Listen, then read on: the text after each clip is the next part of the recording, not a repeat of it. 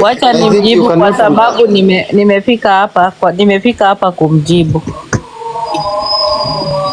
Hata sitakuita dokta kwa sababu hiyo ni jina gushi.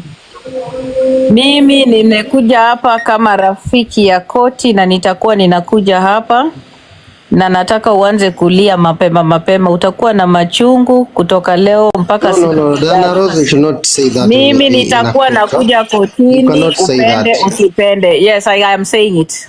And I'm going to say this. And I'm also going to say this. Your feelings, your attitude towards me, those are your business. Me, I'm in court to talk about the issues in court. And that is why I specifically talked about the case that was brought by Chesoni. And I mentioned as a friend of the court, because I believe the court mnajiita ICC, which means you are a higher court than what already exists on TikTok.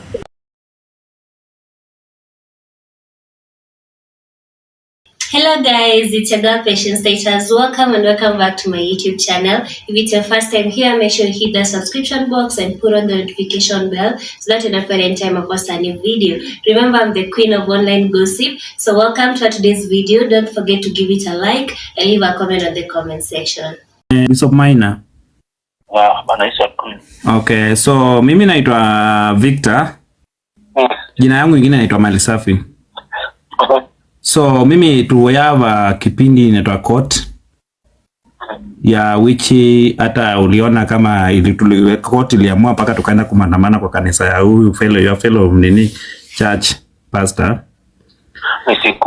So we have a complaint about you here kwa TikTok, which I don't want to go live kama hujatija kuambia. Niambie. There your wife is complaining about the side chick. Yeah, so your Reverend Ruth is complaining about the side chick, the Mudeo. Yeah, hiyo ni story ya zamani, hiyo endelea nayo. Oh, niendelee nayo. Hiyo hata hiyo ili expire, una mpya? Okay, sawa. Hiyo endelea nayo. Haya. Na utafute zingine mingi, umenijegea jina? Sorry? Mumenijegea jina? Hatuwezi kujengea jina negativity, pastor. Umejua we ni nini unalenda makondoo. So hatuwezi mjia ni kuharibia watu jina pia. Usione kama tunakujengea. Jengeni tu. Publicity is publicity. So umejua your side chick anataka kuposition mpaka your main chick, your wife. Are you aware? I'm aware. So we ulimapea go ahead position bibi yako? Atinampa nini? Okay, bibi yako, are you aware bibi yako alipewa sumu na side chick? Alipewa sumu? Yeah. Alipewa sumu lini? That's according to your wife. Iandikeni tu. Sorry? Muiandike. Okay, hiyo pia tuandike. Andikeni kila kitu. Ulikuwa unanipigia tufanye nini bro? So, okay, sisi tunaweka quote kwa TikTok, we live stream. So I have to call you first. Una hiyo story? Huku iona na ni vile ni mzeni ya last year. But your wife is still complaining. She complained yesterday. Ndio nasema. So ameleta kotini, so we are going live from saa 3 akuja to explain ya. Yeah, because hata nimeona mnataka kumuita live. Yeah. Muiteni bora. Bora msitanish, unajua jina.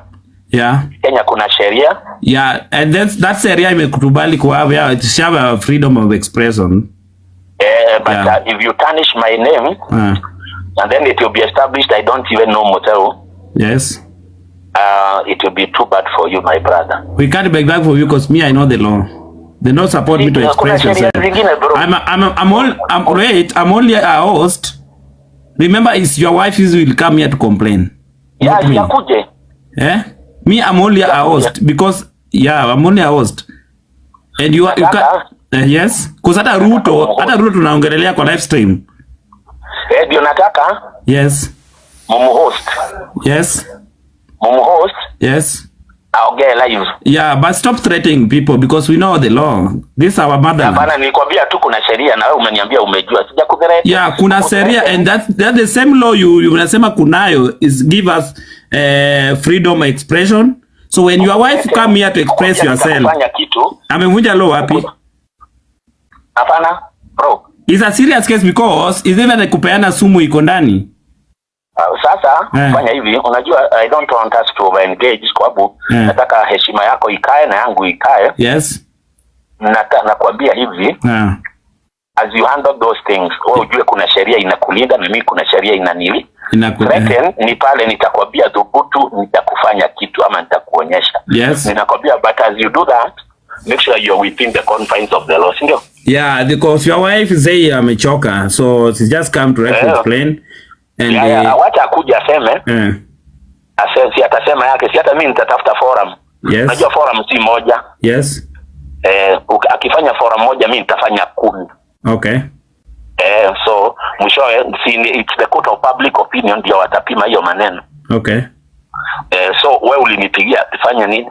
Okay, me I call you. If you can okay, your wife is want to come.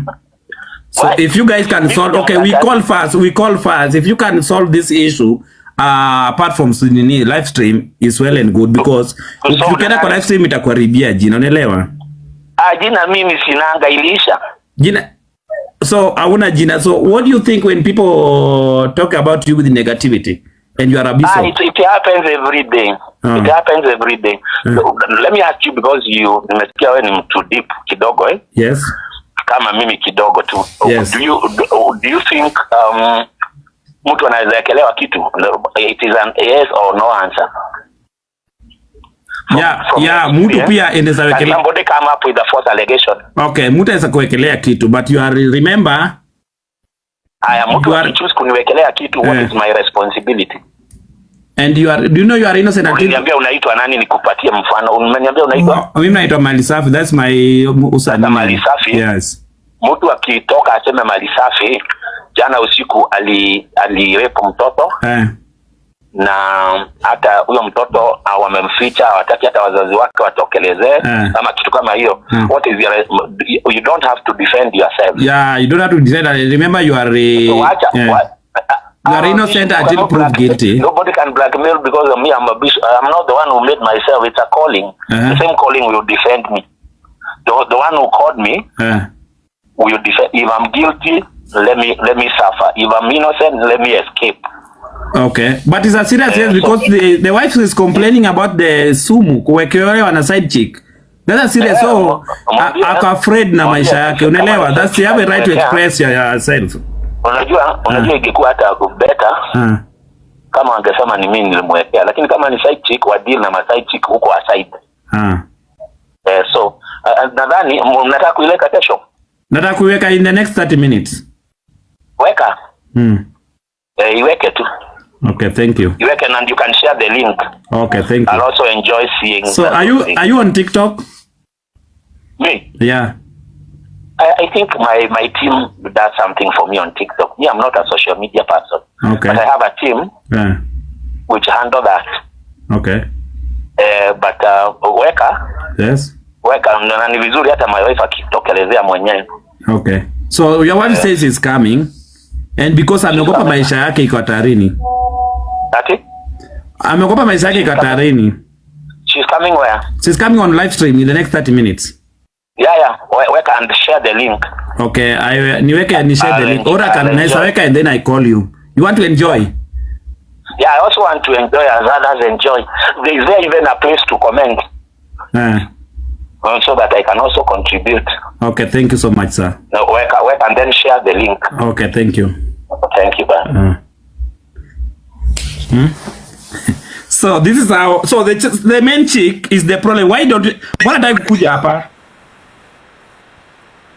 Why is the main chick? Yes. So spoken so well. Yeah. So umejua when wife kama maisha ya wife main chick ako hatarini, she have a right to express herself. Unaelewa? So this is Kenya, we know the law.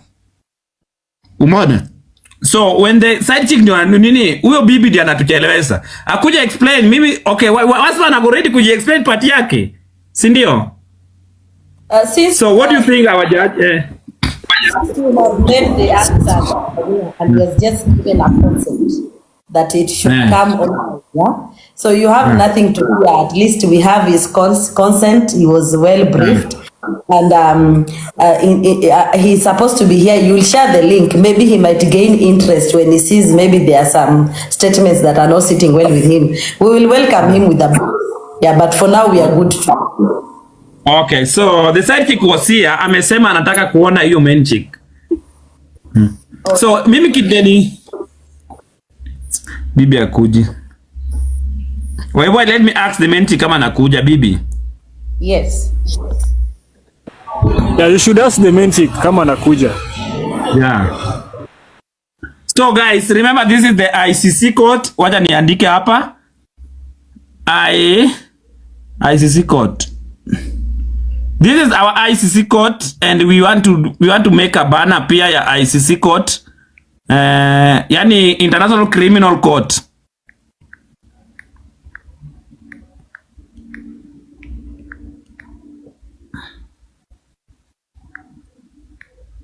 Court inaandikwa aje?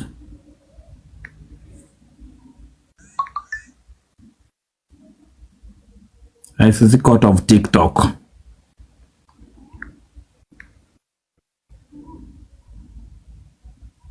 Guys, tap and share. So umenti kama atakuja Konstanti kamekuja hapa. So judge, give us the way forward. The way forward, Mr. President, is you're going to make a call to the main chick. Let us confirm that she's coming in because I think we have bought enough time and they had requested for 30 minutes. As well as, Mr. President, please allow me to have my prosecutor in court. We have two prosecutors, a male and a female one. So for this case, one is going to be here. Or I think if something is delaying, we can start with Chesoni case. Yes, we want to start with Chesoni's case. I think Chesoni is here. Chesoni, if you are here, can you send guest request? Yes, and my prosecutor, Magda Harris, should also be here. I have my senior counsel as well, Mr. Muhatsi. Okay. All protocols observed. Mr. Tembo is also there. And Prime Minister, His Excellency Prime Minister too. Okay, let me look. So Chesoni, if Chesoni is here, can table the case. Is Chesoni here? You can table the case. We are still waiting that case. Chesoni. Let me call Chesoni.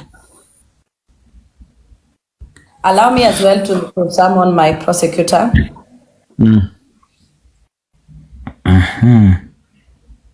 Chesoni.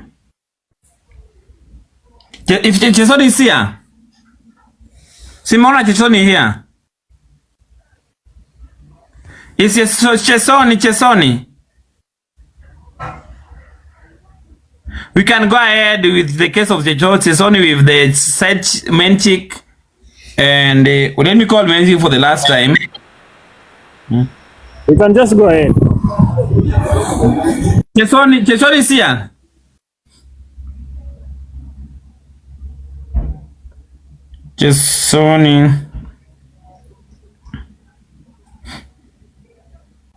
Chesoni table the case against Lady Jacqueline.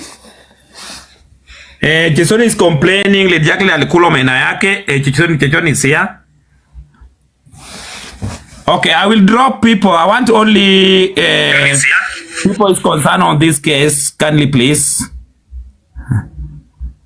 Judge, we have Chesoni here, and you can go ahead with the case. Chesoni is here. Mr. President, please do bring up my prosecutor. I have two prosecutors, a male and a female one. So the female one is available now for this case. Yeah. Yes, Magda Harris. Magda Harris is? Yes. Magda Harris is not on the guest. All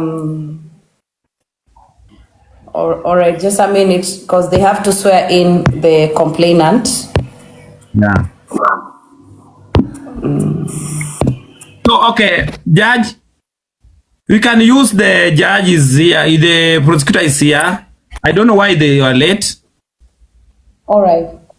Yeah, we can use whoever is available.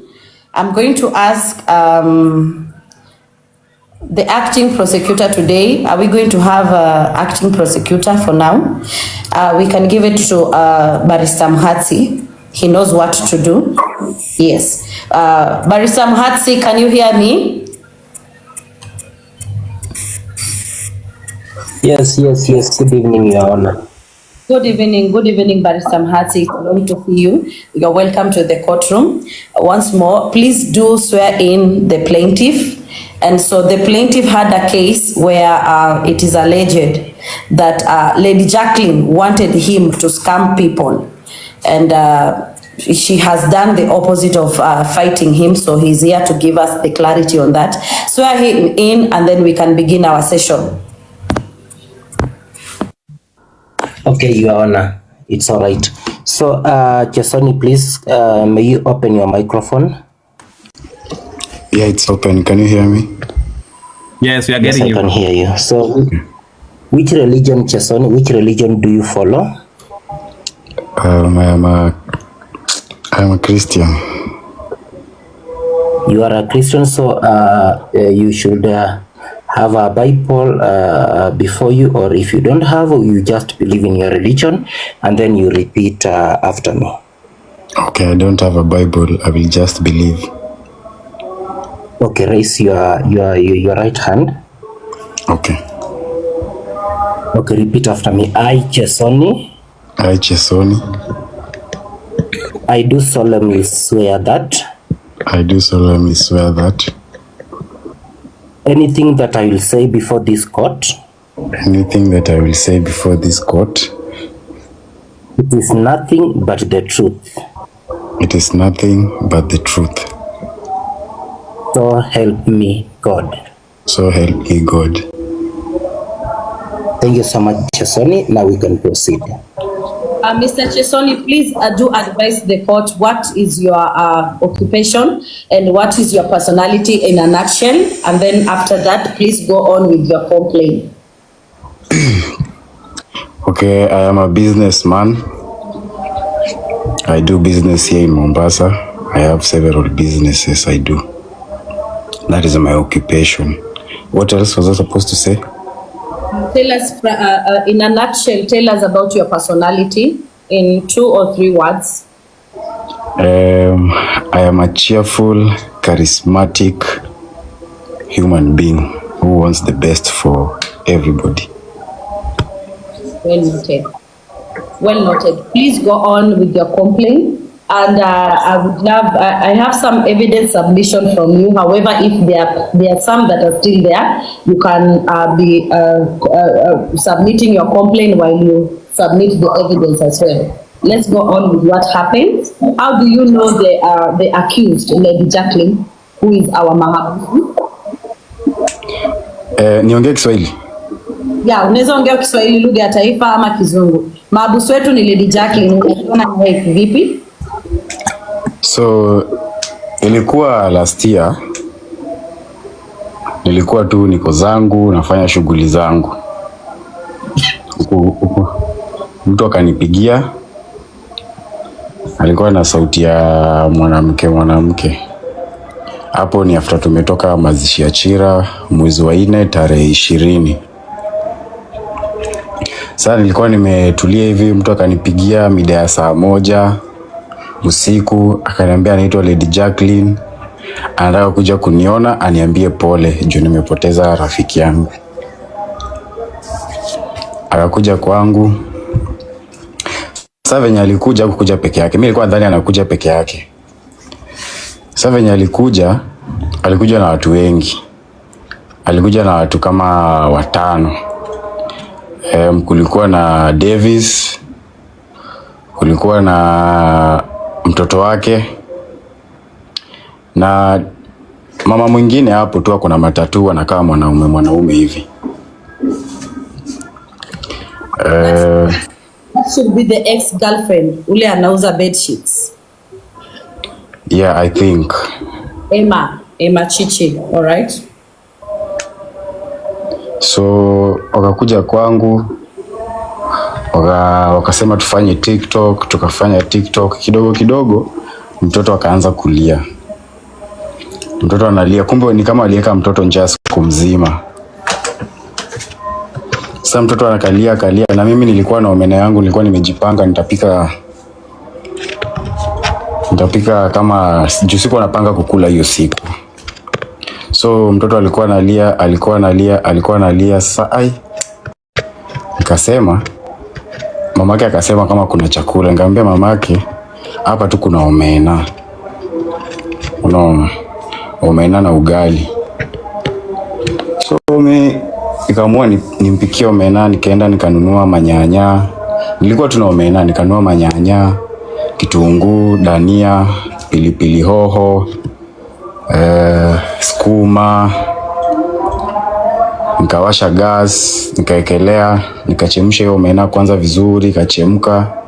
Nikamwaga hiyo maji, nikakata nyanya, kitunguu, nikakaranga, nikapika ugali. Nilipika ugali ile ya kavuruga, ile premium. Nikapea mtoto wake akakula na wakasema asanti. Sasa hiyo siku sikuwa na shida. Although waliniacha nikiwa nimelala njaa, juu walikula omena yangu nilikuwa nimejipanga nayo, wakaniacha njaa. Haya. Sasa juzi kama a few weeks ago hivi, kumbe mimi sikuwa najua Lady Jacqueline anapeananga chai. Umeona? Akanipigia, nilikuwa kwa barabara natembea. Akaniambia akona deal anataka kunipea.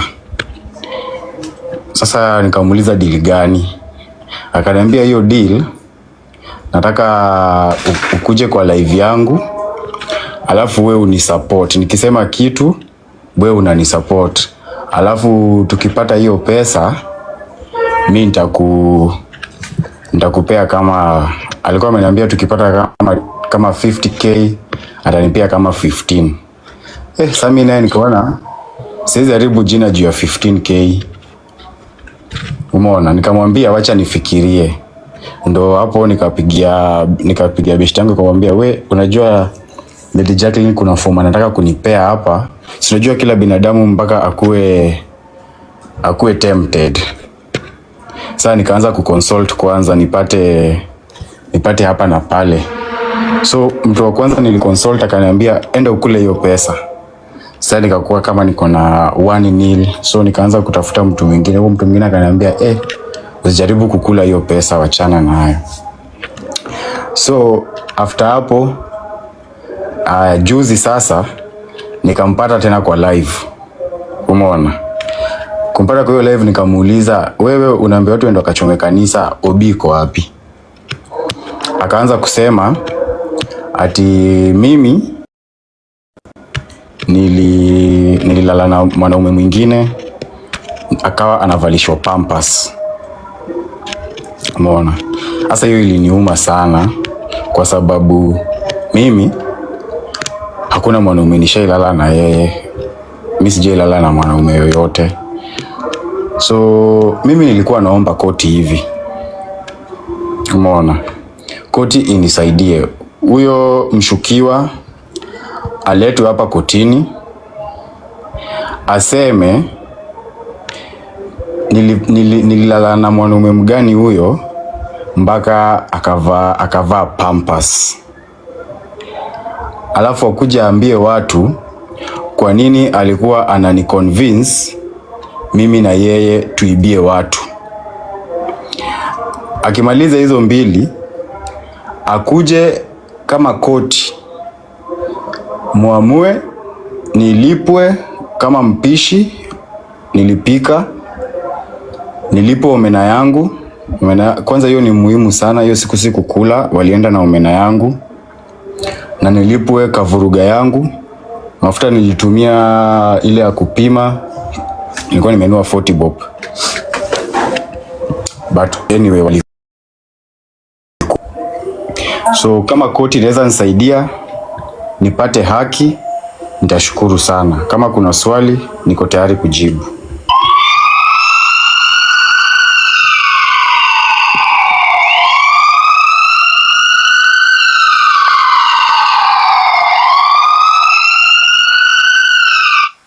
Yuaona mshukiwa ambayo anatakikana kufika mbele ya koti, inasemekana ni tabia amekuwa nayo kwa muda mrefu. Kwa hivyo ninaomba ya kwamba kama Chesoni anaweza kupata haki yake siku ya leo, isipite kama hajapata haki yake. Hii ni tabia tumekuwa tukiona na sio tabia mzuri kwa jamii yoyote, na sio tabia ambayo inakubalika. Yuaona tunaendelea kumtafuta nyuma ya tende, waambie security wakuwa alert, kwa sababu akipatikana anaweza kukimbia na akiruka hataweza kupatikana. Yuaona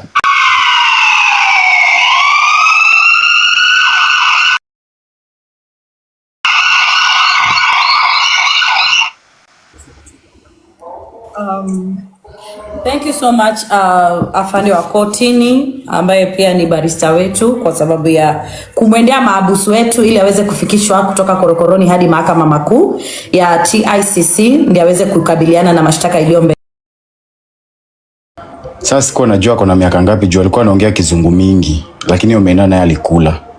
Lakini ni msichana mdogo hivi, naweza mbeba. Hakuwa na mwili sana. Kwa hivyo ni kama last born wa Lady Jacqueline ule wa miaka 7. Huyo ni kama ni huyo. Mtoto wa kike wa miaka 7. Wakati waliko Omena tunayoongelea ilikuwa Omena kiasi gani? Niliwapikia ile, unaona ile inapenga mango kwa kasuku ya tomato paste. Kuna hizi kasuku za tomato paste za kupima Omena. Nilikuwa nimenunua ya 340. Kama Shelby ama gorogoro. Kuna unaona ushaona hizi kasuku ya 340 wakakula yote? Nilipika yote na kuvuruga. Mafuta ilikuwa ya 40 bob. Yes. 40 bob Kenya shilling. Nyanya na vitunguu ilikuwa pesa ngapi? Nilibai nyanya za 60, tomato 2 hiyo ni 20. Nilibai tomato za 60, kitunguu 2 20, nikabai hoho 2 20, dania 2 20. Kwa hivyo kwa jumla kama tuseme hizo kadhalika zilichukua kama 100 hivi. 100. Ukalala njaa. Unga ya ugali ilikuwa kama mfuko ngapi? 2 kg ile kavuruga premium 240. Hizo enzi ilikuwa imepanda, ni last year hizo enzi zilikuwa zimepanda, ilikuwa kitu kama 300 hapo. Alright. Nitaweza kuangalia mashtaka yake, but kama wakati naendelea na kuangalia mashtaka yake na kutazama submission yako mshtakiwa, wapenzi wasikilizaji, tungependa muweze kutap kwa screen ili tuweze kupata likes ambazo ziko sawa na sit down yetu. Senior counsels, Mr. Tembo, na gas, umesahau gas pia nilitumia, na pia nilitumia nguvu. Pia nguvu yangu hiyo service nataka kulipo. Hiyo service yote nilifanya. Labor and services ungependa kudai shilingi ngapi? Ningependa kudai 2,500.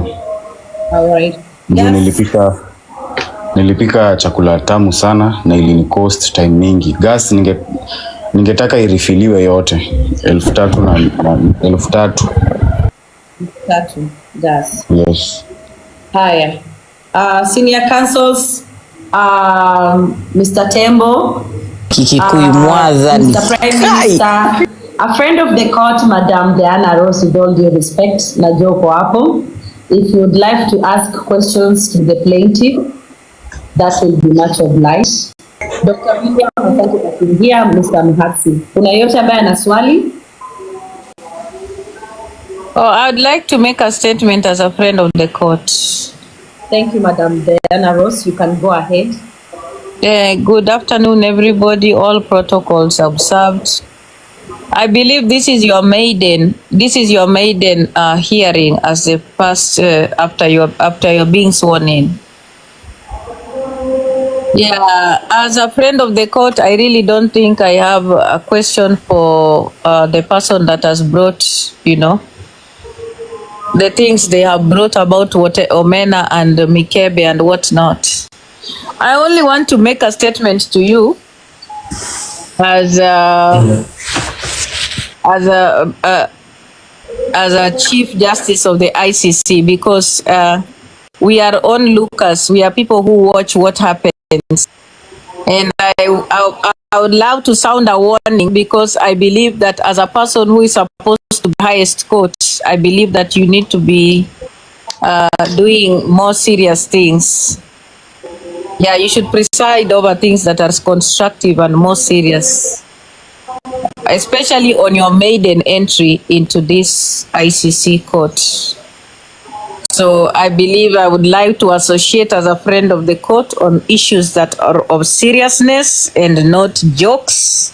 We are in an era where there's a lot of things that are happening on this platform that require attention, require knowledge, require discourse that makes sense, and not absurdity and mediocrity.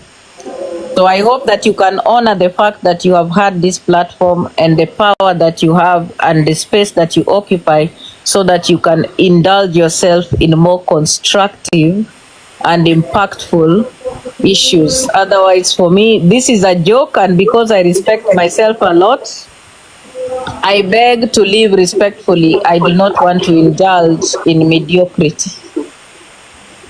Thank you, Madam Judge. Thank you. Madam Judge, I differ a little bit. You know, if somebody can afford money for omena, if somebody can afford money for gas, if somebody can afford all those things, and me I cannot afford, and to her it is jokes, I beg to differ. If you go to court right now, okay, and you have stolen a chicken worth 300 bob, are you going to be jailed or not? You are going to be jailed. So that is not a joke. Kama yeye anaona ni joke, hata angekuja hapa. You know, if you always want to be the smart one, be the smart one in a smart way. Fikiria kwanza. Hapa mimi nataka justice. Kama yeye anaona ni jokes, hata angekuja. Let us work and get justice. And also there are other things. Alijaribu kuniambia tukon watu. Kwani hiyo ni jokes? Umeona? Alisema nimelala na mwanaume mwingine. Kwani hiyo ni jokes? Unajua pia watu wengine wanakujanga kwa hii app kujifanya very smart, which is not okay. Watu wako smart wamenyamaza tu. So usikuje kujaribu kunitanisha hapa unaniambia ati sasa wewe ndio uko more serious than kila mtu. Kama uko more serious, go invent your own app. Tafadhali. Judge, please, sorry for that, but I need justice for my omena. I want Lady Jacqueline to come out and say mwanaume mgani huyo, aliniona naye wapi, siku gani, nilinunua pampers, alivaa wapi, huyo mwanaume ako wapi? Yes. Yeah, if I understand, okay, Mr. President, you are muted. Okay, my lord, can I add something? Yes, please. I want to tell Madam Dana Rose, for due respect, please, kuna case mbili and everyone has the right to come to this. So, ukienda ka kotini of the Court Republic of Kenya Court, mtu akiiba kuku anaifukuzwa. That's question number 2. Number 1, that's question number 2. Number 1, I want to ask Dana Rose. Number 2, Chesoni kuna 2 cases. Kesi ya pili, Chesoni amesema kuna issue ya alimdanganywa, Lady Jacqueline alikuwa anataka kumdanganya. I think if I'm real, can you remind me please that? Remind me about the 2 cases. Case number 2. Alikuwa ameniambia tukon watu. Umeona? Alikuwa ameniambia. Unaona venye sasa hivi uko kwa live. Sawa mali safi, venye sasa hivi uko kwa live. Mimi niko kwa barabara natembea. Mtu anakupigia na WhatsApp. Alinipigia mara ya kwanza sikushika. Umeona? Akanipigia mara ya pili nikashika.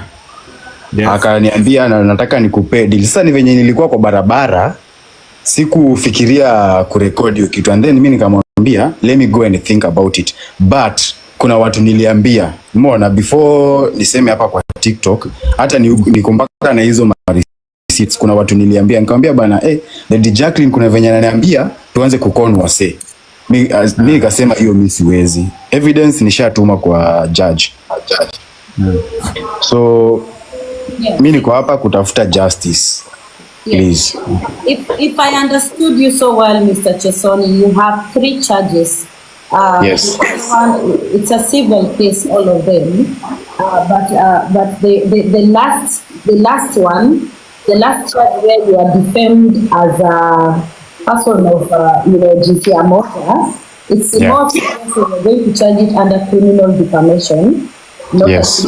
because this has come because you are opposing the action you took on the Pastor Peter K's church, and you are not in agreement with the platform and whatever it incited the public to do, and that is when you are defamed to be seen as a shoulder so that it will reduce your popularity on. This is a serious thing. We're going to take a criminal defamation. And then we also have the Benina lazima alipe. However, I was coming to that. I had not just unleashed myself. But Madam Diana Rose, with respect to your opinion, we are going to make sure see the outcome of this case.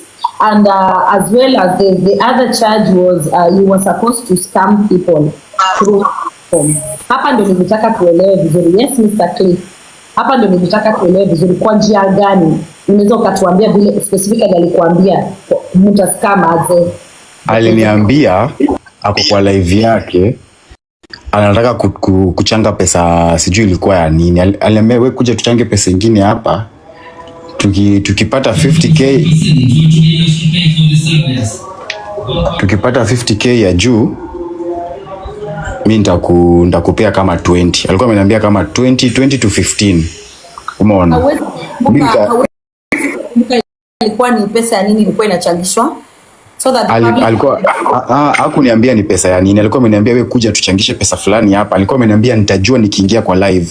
Lakini alisema nikiingia tuko hiyo live ni msupport. Kila kitu anasema ni msupport. Nikamwambia niko nje, sawa. But nikirudi kwa nyumba nitakupea hiyo feedback.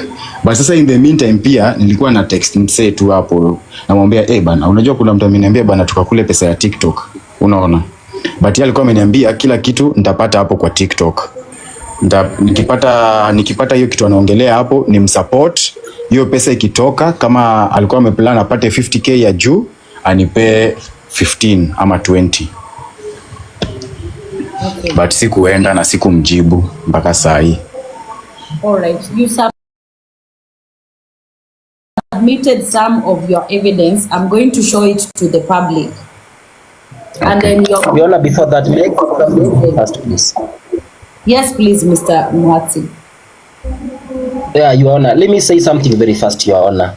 Number one, I believe in your competency of handling very serious cases on this platform. That one, I understand that you know that one because we've been working together for quite some time. Number two, there is an issue. A friend of the court, Diana Ross, ame put across, Your Honor. I don't want you to consider it or to take it very serious because you see, according to me and the people even watching us, hakuna kesi ndogo na hakuna kesi kubwa, Your Honor. If we start saying kuna kesi zingine zinaonekana kidogo, zingine zinaonekana kubwa, utapata mtu wako hapo kwa comment section akona kesi ambayo ingetatuliwa na asaidiwe, lakini kwa sababu maybe tutaanza kuona hii ni kidogo, hii hakuna, hii ni bure, utapata wanaokopa kuleta kesi, Your Honor. Na most of the time according to the experience yenye tumekuwa nayo kwa hizi cases, Your Honor, wewe mwenyewe umeona kesi zimeanza zikionekana kidogo sana, but in the middle of the case, in the middle of the proceedings, Your Honor, umekuwa ukiona hizo kesi zina escalate na zinakuwa kesi kubwa, mambo inakuwa makubwa, evidence zinakuwa kubwa. So Your Honor, I will not like you to take the sentiments of Diana Ross like hii ni kesi kidogo tusiongelele, hapana, Your Honor. I believe in your competence. Kindly can you serve everybody? Thank you. Your Honor, kindly can I get the microphone? Let me speak first, please. Who like Dr. William, you found me here. Have some decorum. Please relax. No. I am the prosecutor. Please chill. Just one. No, can you just relax? Mimi have some order. Like, is this man not hearing me talking? Platform, kindly, guys. You cannot come in and find someone talking. You almost interrupted and now you're coming in saying like can I let you talk? Nirekebishe kwa Diana Rosa jamani. Kwanza nyinyi ndio usijali, hata mimi nataka kuongelelea the same issue. Please wait your turn and have some decorum in the courtroom, please. Thank you. Okay. So this is something that I saw. Wacha nikwambie. I feel like there's no small case and there's no big case. And personally, I feel like Chesoni has a strong case coming, but the angle that you're bringing it with is what is making her feel like it's a mockery. I don't think it's a mockery. I think we should plan, gather our information, get our evidence, and plan ahead where we can bring evidence and all this stuff, because I feel like it was short notice and it's a good case, but you did not take enough time and give the courtroom time for them to also do their due diligence. You know, there's a lot of things that personally I feel can be brought up against Lady Jacqueline, and there could be a lot of people that feel some type of way about her, and we need to execute it the right way. So we can say that this is kind of a mentioning. We can talk about it. You can bring forth what you need to bring forth. And then from there, we can proceed to find evidence and stuff to back that up, where you can bring the pictures that you claimed, where you can say how much you spent and how you feel like emotionally you were distressed, ama you feel like something was taken away from you and your name was defamed. Unaelewa?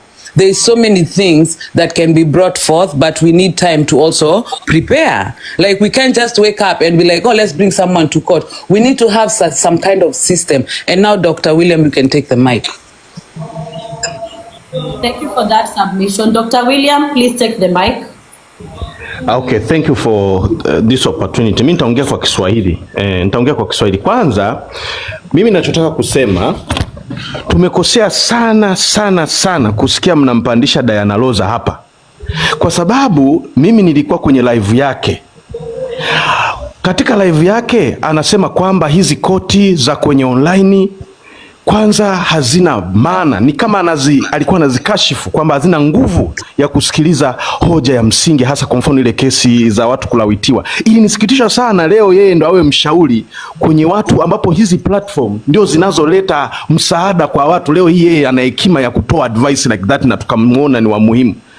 You know, mimi nachokiona, kwanza niwaambie, nimeona view ya mbele. Diana Rosa sisemi kwa ubaya, mimi ni mtu naangalia kwa ndani. Diana Rosa ako na roho mbaya, niseme tu kweli.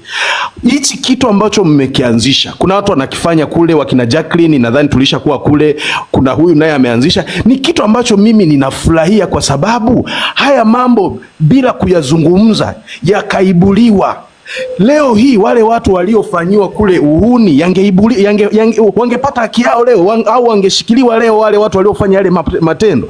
Sasa leo kama kuna mambo kama haya, hizi platform ambazo majirani mmezianzisha zinaleta mchocheo wa mabadiliko, kumbe hii mitandao ina nguvu. Sasa anakuja mtu yeye ni kukashifu na kuleta cashback, alafu mnaona kwamba it is something, ambapo yeye kwenye live yake kule anasema hamna lolote, hamna maana. Hasa huyo mtu ambaye anaona nyie hamna maana, mnampa opportunity ya kuendelea kucrash kile ambacho kinasaidia kuibua mambo mazuri. Mimi nataka niwaambie, naomba ruhusa ya kukujibu daktari. So daktari, ndakujibu na Kiswahili. Hapa ni kotini. Kotini, when you come, okay, mimi sijui Kiswahili vizuri like Niji Express. When you come to a court of law, you leave your emotions and your feelings aside. Even if your enemy is in the court or someone you dislike. Uwezi kuja hapa uanze ku-evaluate roho ya mtu. Hatuja kuja hapa kwa koti kuangalia roho ya mtu. Hatuja kuja hapa kupendana. Tumekuja hapa kufanya justice i-prevail.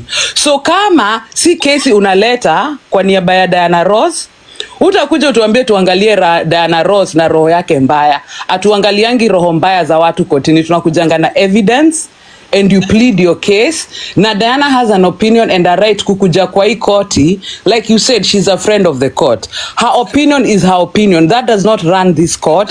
So atutaka hapa tuangalie roho ya Diana because hii ni koti. Unaona?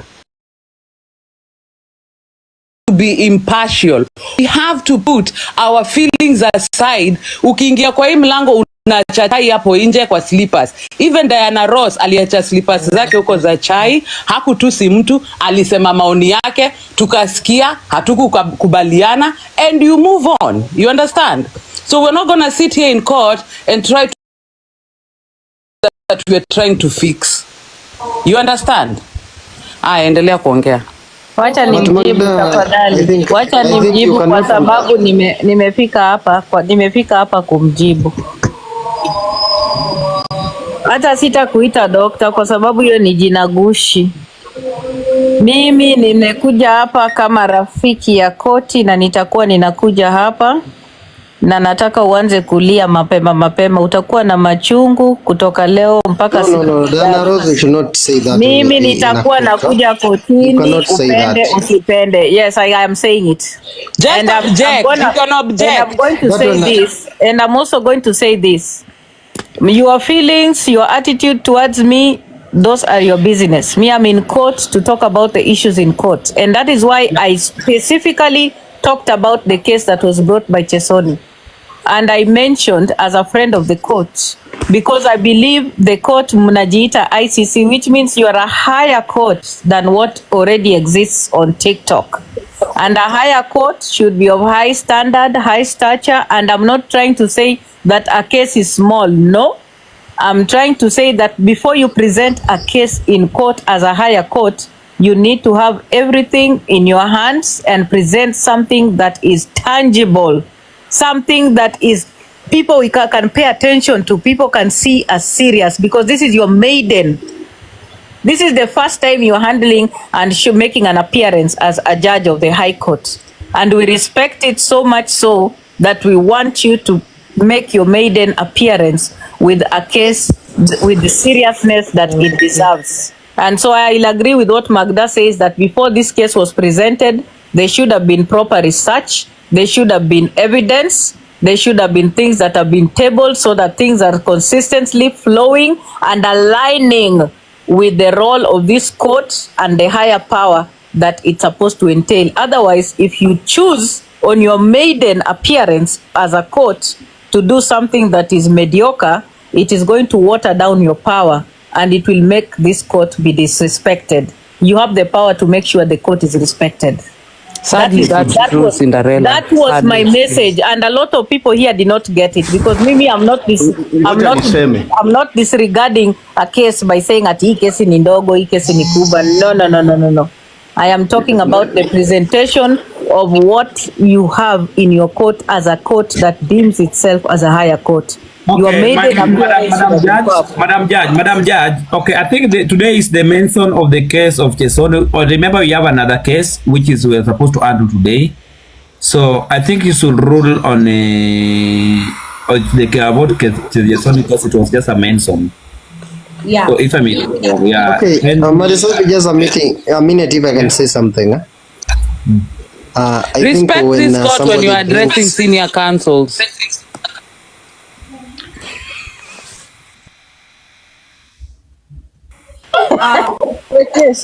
Did you talk to me, Magda? Or? Yeah, yes, my network was breaking off. I was like, you need to respect this court when you're addressing our senior counsels. Thank you very much. Okay, Madam Judge was saying this, whenever somebody is bringing a case, can we make sure that you are coming with total evidence? We don't want allegations. This one is it's a high court. We should bring total evidence. We should not talk with allegations here, because it will be so much embarrassment here. Thank you. I don't have, these are not allegations, okay? Sijakuja na allegations, nimekuja na ukweli na ziko kwa karatasi. So none of them, kila kitu nasema hapa hakuna ya uongo. Kila kitu nasema hapa si allegation. Jana tayari Lady Jacqueline alinitukana, kila mtu akiwa kwa hiyo live alikuwa anasikia. Hiyo si allegation, hiyo ni ukweli. Hiyo ya kunikon, hiyo ya kunambia tukon watu, nimeshatuma evidence. Hiyo siku ya kukula omena kwangu. Who is your lawyer, Chesoni, if I may ask? Sina lawyer sasa. So I was thinking, like, because you need to present your evidence and everything. You need to have everything in order.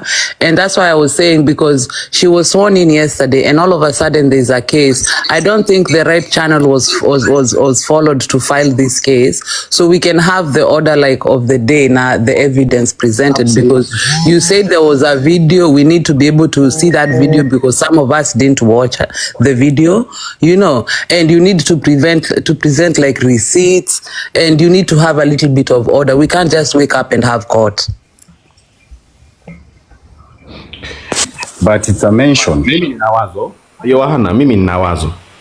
Unajua, tusitumie mgongo wa kusema kwamba hii ni ICC, hatuwezi kusikiliza haki ya mtu. Mheshimiwa, kwanza tukubaliane, huyu ambaye analeta hoja kwamba hii ni ICC anawapaka tu mgongo wa mafuta ili msisikilize haki ya mtu. Kama mtu ana tatizo, hii ni social media, hatuwezi tuka expand hivyo tukasema eti sisi mnasikiliza kesi za kimataifa. Maana ya ICC ni kesi za kimataifa. Mnataka kutuambia hii itasimama kwa ajili ya kupresent from Kenya to Tanzania to Uganda, we accept. Lakini hoja ya msingi, huyu mtu anahitaji haki yake asikilizwe.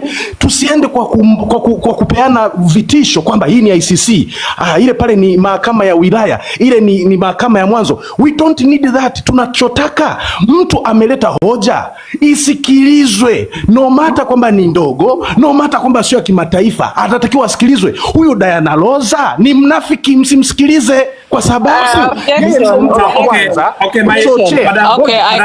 I object to. We cannot be people. This is a court of law.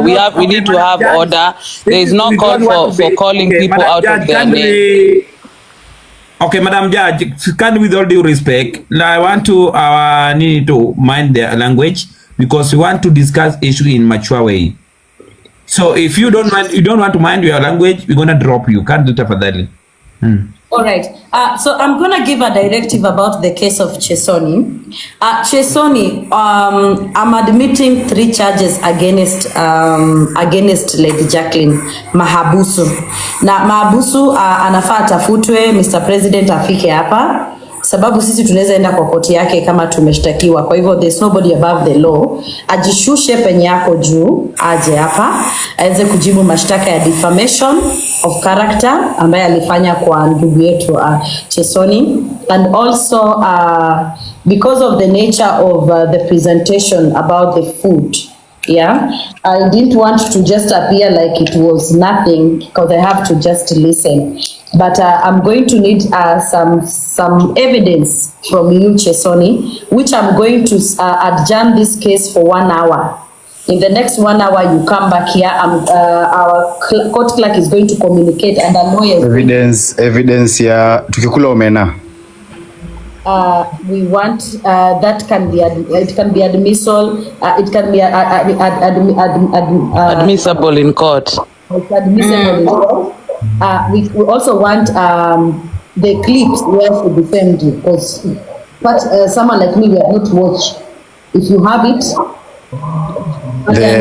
the clips. And you even claimed that you had a TikTok with her, so you can bring that as your evidence to prove that it is there. I have already sent that.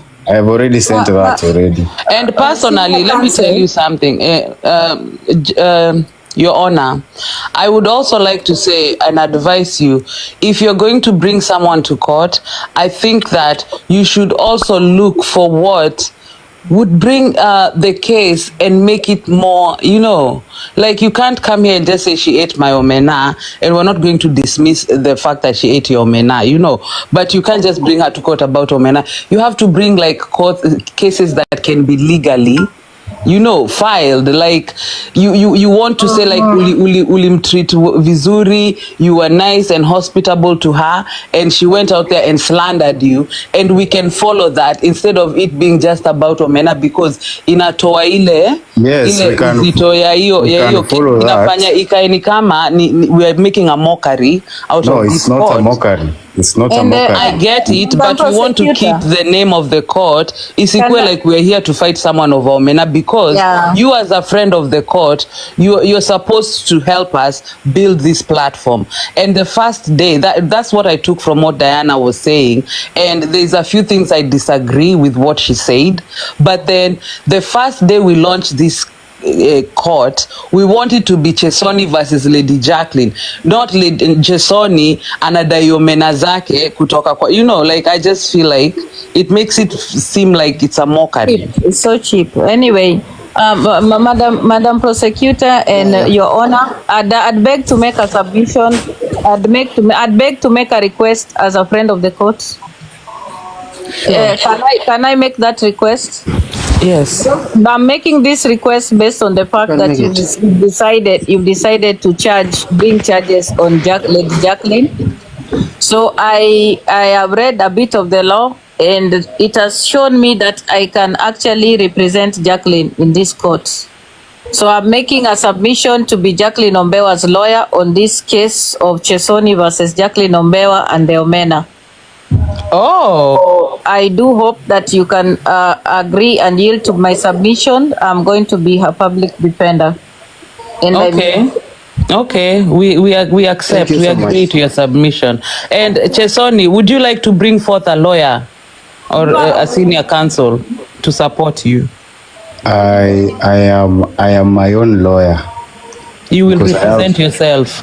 Yes, Okay, I have so self-representation is also allowed. yeah, that is okay. So as I have been accepted to become, interesting. as I have been coming. as But I have then again, been, the defense counsel just stepped into the courtroom. So I'm going to give it 1 hour, Mr. Chesoni, and that is because I want you to come. I'm going to forward the pieces of evidence that you submitted to the court clerk. And then since you are self-representing yourself, that is still okay. But you still have the state lawyers. If you would want any to just represent you, you can let us know. I'm going to give it one. Your Honor, I was going to ask for something else. I'm going to ask Your Honor that the evidence that you've been given be also shared with the counsel, that is me, the defense, for me to kindly peruse through the evidence. I object, Your Honor. You cannot object because I object because Lady Jacqueline. Lady Jacqueline has to be. Lady Jacqueline has to be. You need to overrule that, Your Honor, because Your Honor, the other side is allowed to share the evidence. The evidence should be shared between counsels. Can you follow the protocol? Can you maintain the order? Sorry, you're not the judge. You cannot be out here calling for order. You too, you are not the judge. Relax. Your Honor, let me help. You should not be talking just randomly. I am saying this, Your Honor. Yes. You cannot present the receipts to Diana Rose. She will go open her own live to discuss them. First, there is no need for me to open my life. I respect the senior counsel Diana Rose and senior counsel Chesoni. That's how you address each other. That cannot happen. That cannot happen. I understand the law.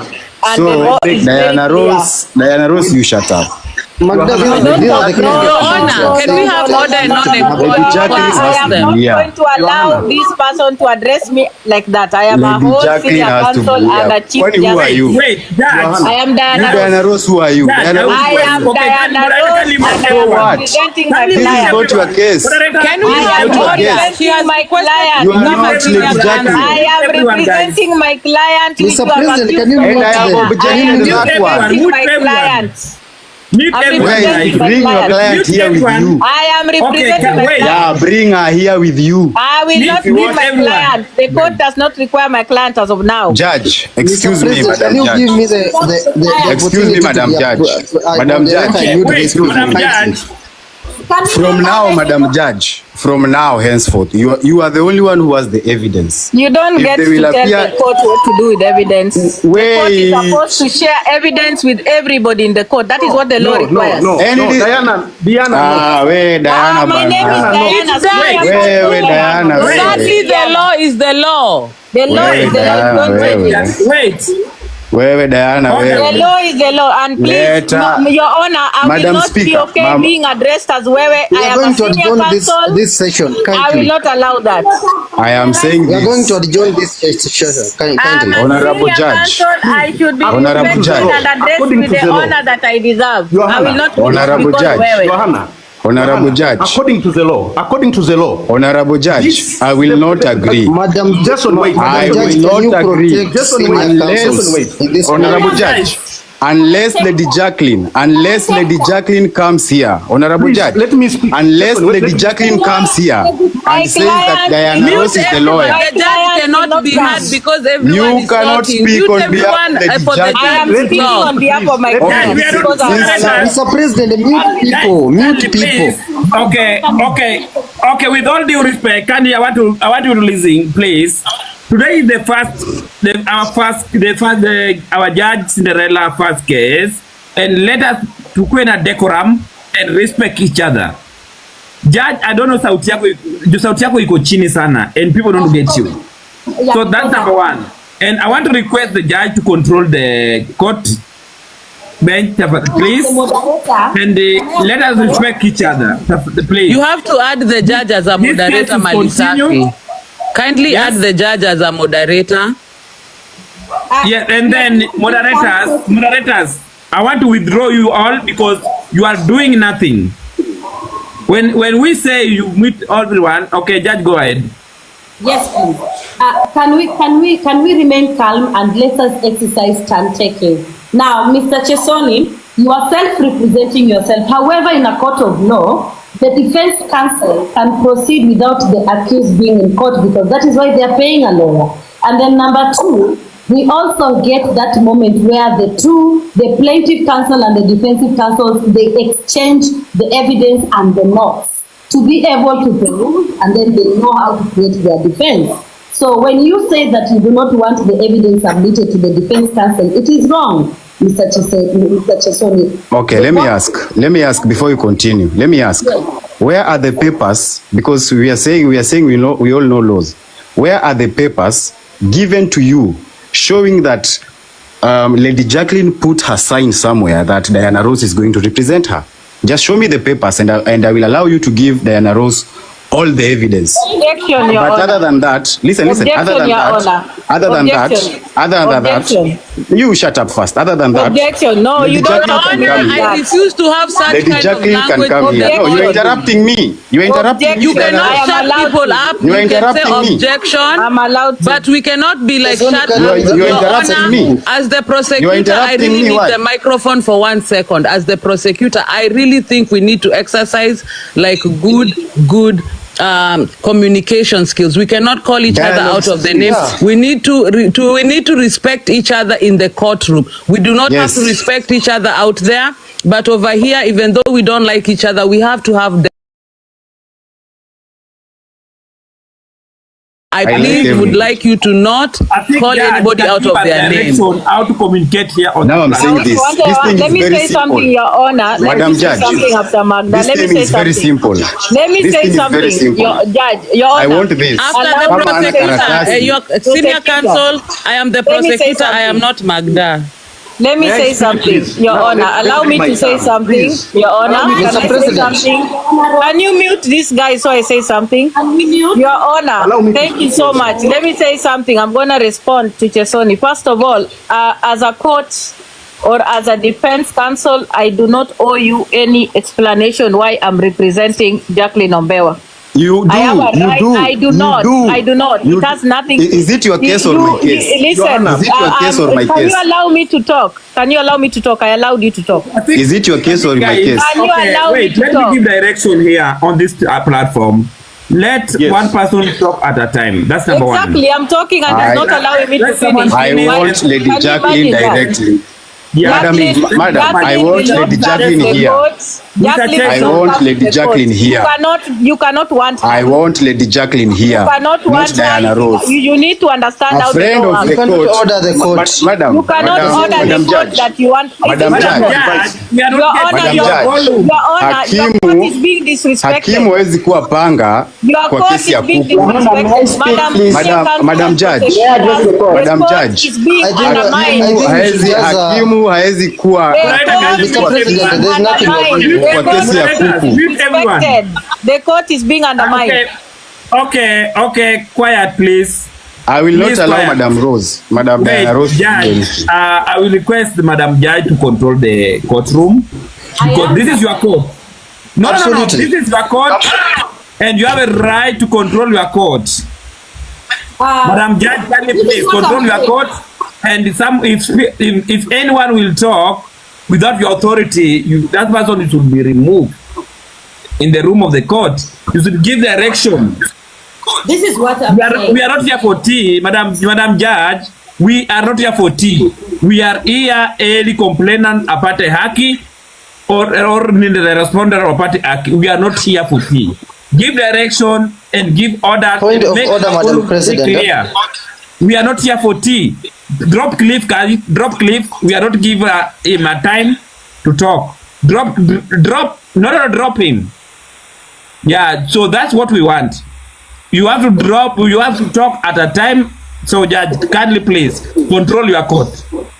Mr. Chesoni, who is the plaintiff and who is self-representing, I take it as you are well aware of the law before you self-represent yourself. The defense counsel do not owe you any explanation why they are defending, because it is between their client and them. No. Sorry, Judge, Auna Sauti, we can't hear you. That's why nobody can hear you. You don't have volume. Hi, can you guys hear me? Can you hear me now? Am I loud and clear? So, Your Honor, we can hear you when you talk on your own, we can hear you. But when we all talk at the same time and you try to control us, we cannot hear you. So that's why I was asking Senior Counsel Malisafi to give you moderator. So when it gets out of control, you can mute us all at the same time and talk. You really have to control the platform. And when we all talk, your microphone cannot be heard. Yes. Mr. Chesoni, I am giving a directive that you self-represent. You are muted by... Sorry, can you... I'm not muted, right? Mr. Chesoni, you are self-representing yourself. The defense counsel has the right to peruse over the evidence. It is done in a court of law. And this is a replica of a court of law. So she is going to have the evidence. And you have to prepare your counter defense. Because she's defending her client, does not in any way paralyze you from defending yourself. So here we are dealing with the court. It is not shy. We don't want to base on who is your favorite, who is not your favorite. And I will ask also Senior Counsel Dr. William, please reduce the hatred. I know we are coming from the other platform. And I know on the other platform, Madam Diana Ross is always, the black sheep. But in this court, we do not want to go with our emotions, even if we don't like each other. We are here for the case of Chesoni. And so, Chesoni, you don't get to choose who is going to be the lawyer of the person. Okay. Okay, let the case proceed. Okay. We are going to proceed with the case. Thank you for that. Thank you for making it. Yes. But Your Honor, I would ask that these matters should not be discussed other than this court. All right, we are going to serve Madam Diana Ross with a cease and desist order right straight away that you should not broadcast the events of this court. And I know that as a defense counsel, you are able to adhere to that cease and desist order, that you should not broadcast the matters of this case on your platform. Objection, Your Honor. Yes, please. I think that because of my name as a senior counsel, it would be unkind for you to serve me with a cease and desist order if I have not done anything wrong. I believe it would be kind for you to just make a statement that we should adhere to as senior counsels, and when that is violated, then a cease and desist order would be served to me. I respect the court and my career as a judge and chief justice and a public defender. So I would beg to differ with your opinion on that. So I withdraw my harsh statement because, as she put it well in her own words, I'm going to rule that the events of this court should not be broadcasted in any other platform apart from here and where we are. And as the matter is still in court, everyone is forbidden from talking about it outside the courtrooms until we get a solution. That being said and done, if you violate the order, my lord, Mr. Barrister, I'm going to give you the mic. If you violate this order, we are going to be left with no other choice but to charge you and serve you as well. So, Mr. Barrister Muhatsi, you can continue, please, quickly, because I want the evidence submission. Yeah, Your Honor, I just want to ask Senior Counsel Diana Ross one question, and then I clear the air, and then we proceed, please. Yes, please, go on. Okay, Senior Counsel Diana Ross, do you have any selfish interest regarding the case that is before us? Or a personal interest? I believe that my representation in this court obviously has to be of personal interest. First of all, I'm interested in getting justice. Those are personal issues. There is nobody that comes to a court that does not have personal interest. Any case that I stand for or serve is definitely for serving an interest. So I'm going to make it clear to you that yes, this is supposed to build my portfolio and also to help the people that I defend as a public defender. I am here to serve personal interests. I am an individual, so I definitely serve personal interests. My Lord, objection, please. Let me speak also. Objection. Guys. No, wait, William. Let me speak. Ombi langu ni moja. Naombeni mfunguke macho. Diana Loza alipanda hapa kwa kuanza kuiponda hii kesi.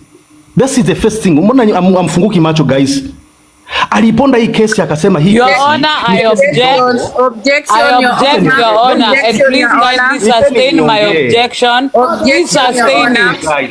Sustain my objection or overrule it because, Your Honor, I want to explain why I objected.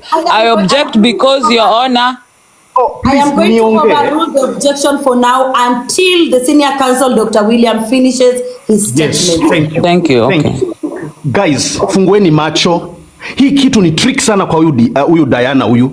Huyu ndio alipanda hapa akasema hii kesi ni ya kitoto. Ni kesi haiko na mashiko. Haiwezi sikilizika hapa. Right now ameshuka, amerudi, amekuja ni yeye ndo Mungu Baba ashike hii kesi. Hamuko na akili guys. Achana. Wacha kwe judge. Naombeni mfungue macho. Diana Loza ni mnafiki.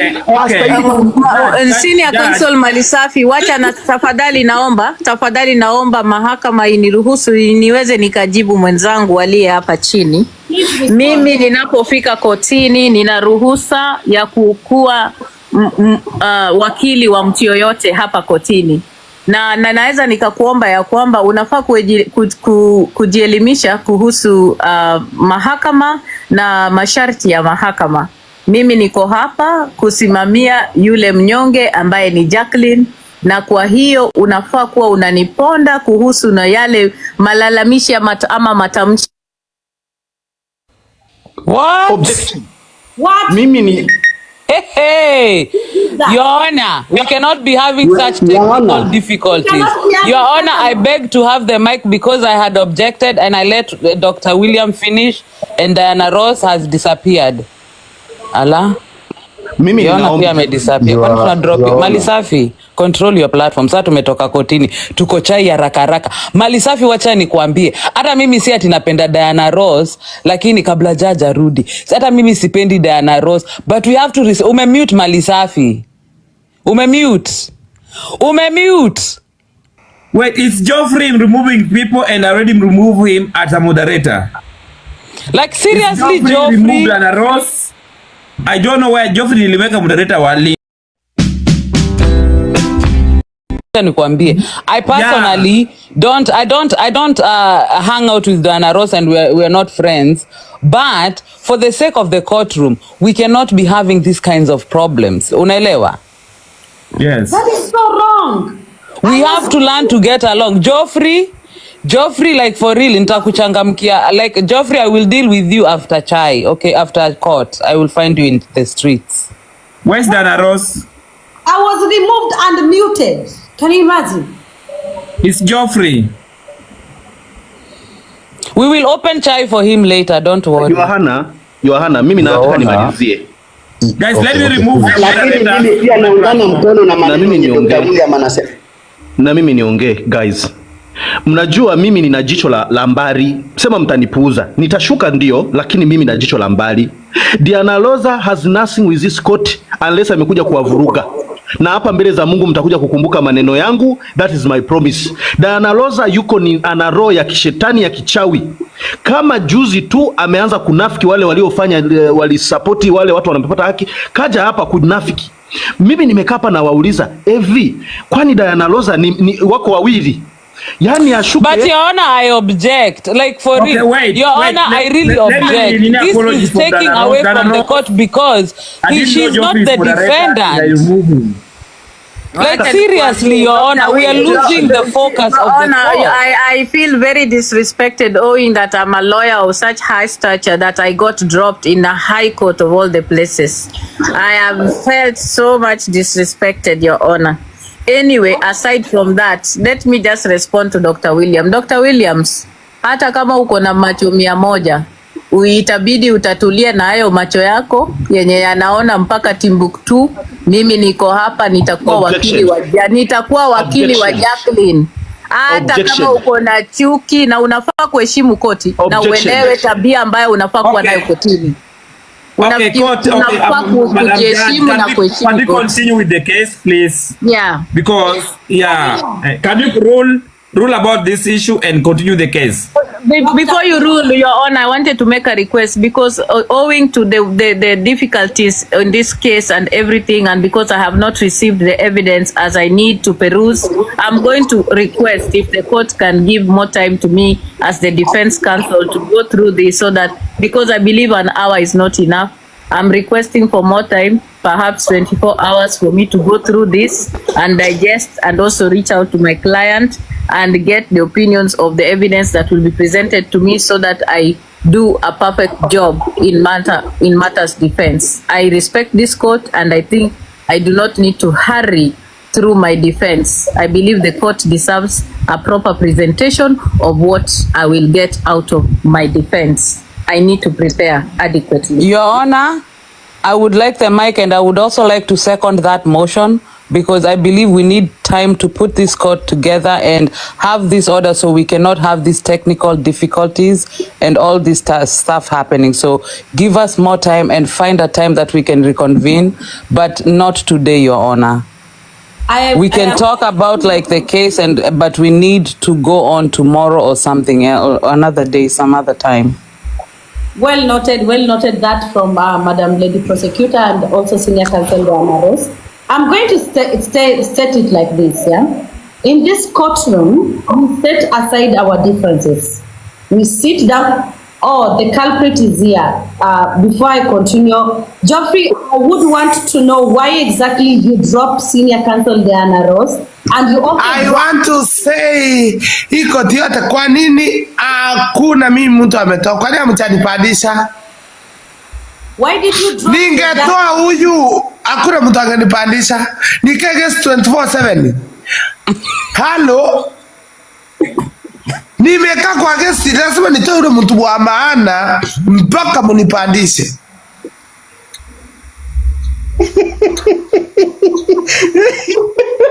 Ningetoa kwa kila Mustafa sio kila zizo, ningejulikana niko kwa guest.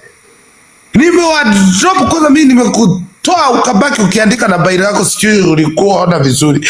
Unafikira ni mchezo? Okay, sahi niko sawa, roho yangu imetulia. I'm coming up. Okay. Yeah. Senior Counsel Geoffrey, you will have to apologize to all of us, specifically I want to say sorry for everyone. I apologize of the court because hii ni kama mlikuwa mnanifuruta na faili zangu ni paki nje. Nimejipata kwa mlango, I'm apologize, nifungulieni mlango, nimeingia ndani. Thank you so much. All right. So I was saying, whether you don't like the other person, when we are gathered at TICC, everyone sticks to business. Now the defense counsel, who is Madam Diana Ross, has the right to defend her client and also focus on her client and how to get justice for the client. Or as a threat to any other. Dr. William, Senior Counsel Dr. William, for starters, who do you represent in this case? Madam lawyer, he's my lawyer. Yes. All right, you're representing Chesoni. What you should be more worried about is not Diana Ross representing a client. It is how you are going to win this case. It's how you're going to prove your case. And that should be the goal of this case. Now, we might not like each other, but we are here. And however, it is not about us. It is not about you, Senior Counsel Dr. William. It is not about the Senior Counsel, Madam Diana Ross. It is about Chesoni, Mr. Chesoni, with all due respect, versus Madam Lady Jacqueline, who is waiting in the police cells right now. And the defense counsel is here. So we can proceed ex parte without Madam Lady Jacqueline. It's not an issue. But when you hold my court under siege, I'm limited to even speak as the judge. I give a directive that everybody focus on who their client is and let us sit on this case. Now, for the submission of Madam, the defense counsel, Madam Diana Ross, I will put it. I will sustain it because it is needed. It's much needed, and they have pleaded for time, 24 hours time to be able to sample and peruse over the evidence that are against their client, and then they can combine their files and come to court. We are going to give it 24 hours. Is there any objection? Your Honor. And I'd like to also make a request, please. Because my client is in the police cell. I believe that the charges that have been brought against my client are bailable, and as the defense of my client, I think that my client has been in the cell enough, and I would like to ask the court to allow us to post bail so that I can get my client out of the cells. Objection, Your Honor. Objection. All right, you can object, Dr. William, please. For the purpose of this court to run smoothly, turn taking is important. Just indicate to me. You open your mic and then you switch it off. I know you want to say something. Okay. First of all, mheshimiwa, mimi naongea Kiswahili, siwezi English. Iko hivi. Mimi bado nina doubt hii mahakama. Ninaomba mnisikilize na mimi mashiko yangu. Huyu Diana ana interest gani na hii kesi? Kiwa mwanzoni. Objection, Your Honor. Objection, Your Honor. We cannot be in a court where discussing Diana Ross. Order for a little bit of sorry. No, Magda. Wait, just order. No, I am prosecutor. Joffrey, you will address me by my correct name in this courtroom. I am Madam Prosecutor. I don't know who Magda is. Please address me correctly. And listen, when there is objection, we have to wait for the judge to either accept, overrule, or sustain it. You cannot object. Alafu you say, ngoja amalize. It is the judge to either accept that it has been objected. And you need to stop calling me Magda. I don't know who Magda is. I am Madam Prosecutor, and you will address me by my correct names in this courtroom. Defense, thank you so much, Madam Prosecutor. Defense counsel, Madam Diana Ross, I'm going to overrule the objection until the senior counsel, the plaintiff counsel, finishes the statement, and then you can give a response to that. I've not explained my point of objection. I just said objection. So what would be the basis of your overruling me? Because I was making an objection and I was making a statement where I was objecting, because seems like the senior counsel is invested in having personal attacks instead of focusing on the matter at hand. Is the court being derailed into a personal attack charade? Are we undermining? Senior counsel Diana Ross, I think the judge missed that part, because I know she was objecting. Your Honor, Senior counsel Diana Ross was objecting because she felt like there was slander, and this court has described that it's not going to be a personal matter. It's going to be about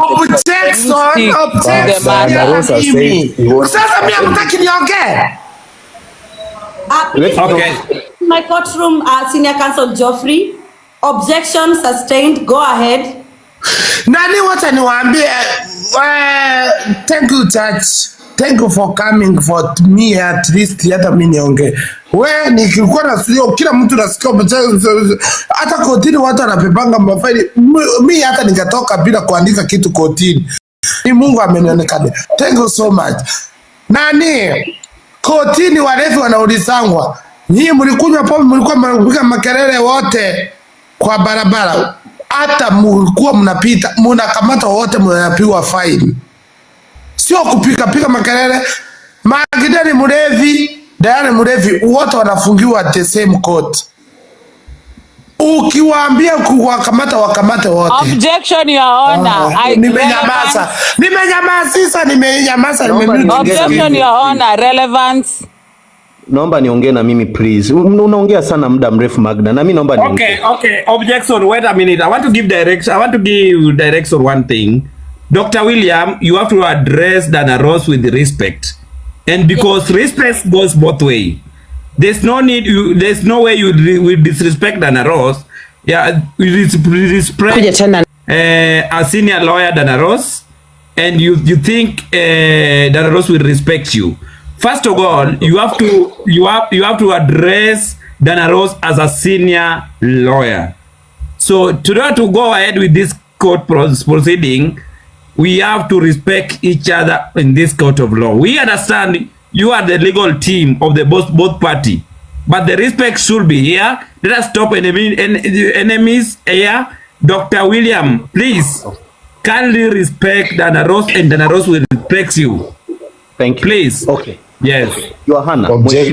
Your Honor, objection.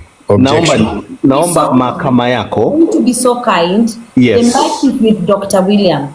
And let us be patient with him. English is a barrier, but he's going to speak Swahili, which is adequate. It's eloquent with it. Dr. William, please take the mic. Mheshimiwa Jaji, na kuomba kwa ridhaa ya mahakama yako, niruhusu nimuulize Diana maswali matatu ya msingi kabla ya hii kesi ikiwa inaendelea. Tafadhali Mheshimiwa. Proceed. Swali la kwanza. Diana, ulipanda hapa kwenye hii koti ya mheshimiwa hakimu, ukasema hii kesi haina msingi wowote wa kusikilizwa. Hebu niambie wewe mheshimiwa mwenzangu, imekuwaje umeiona ina interest ukaamua tena usimame katika upande wa utetezi? Tafadhali nijibu kwa maneno mafupi yanayoeleweka. Na kujibu kwa sababu naelewa sheria.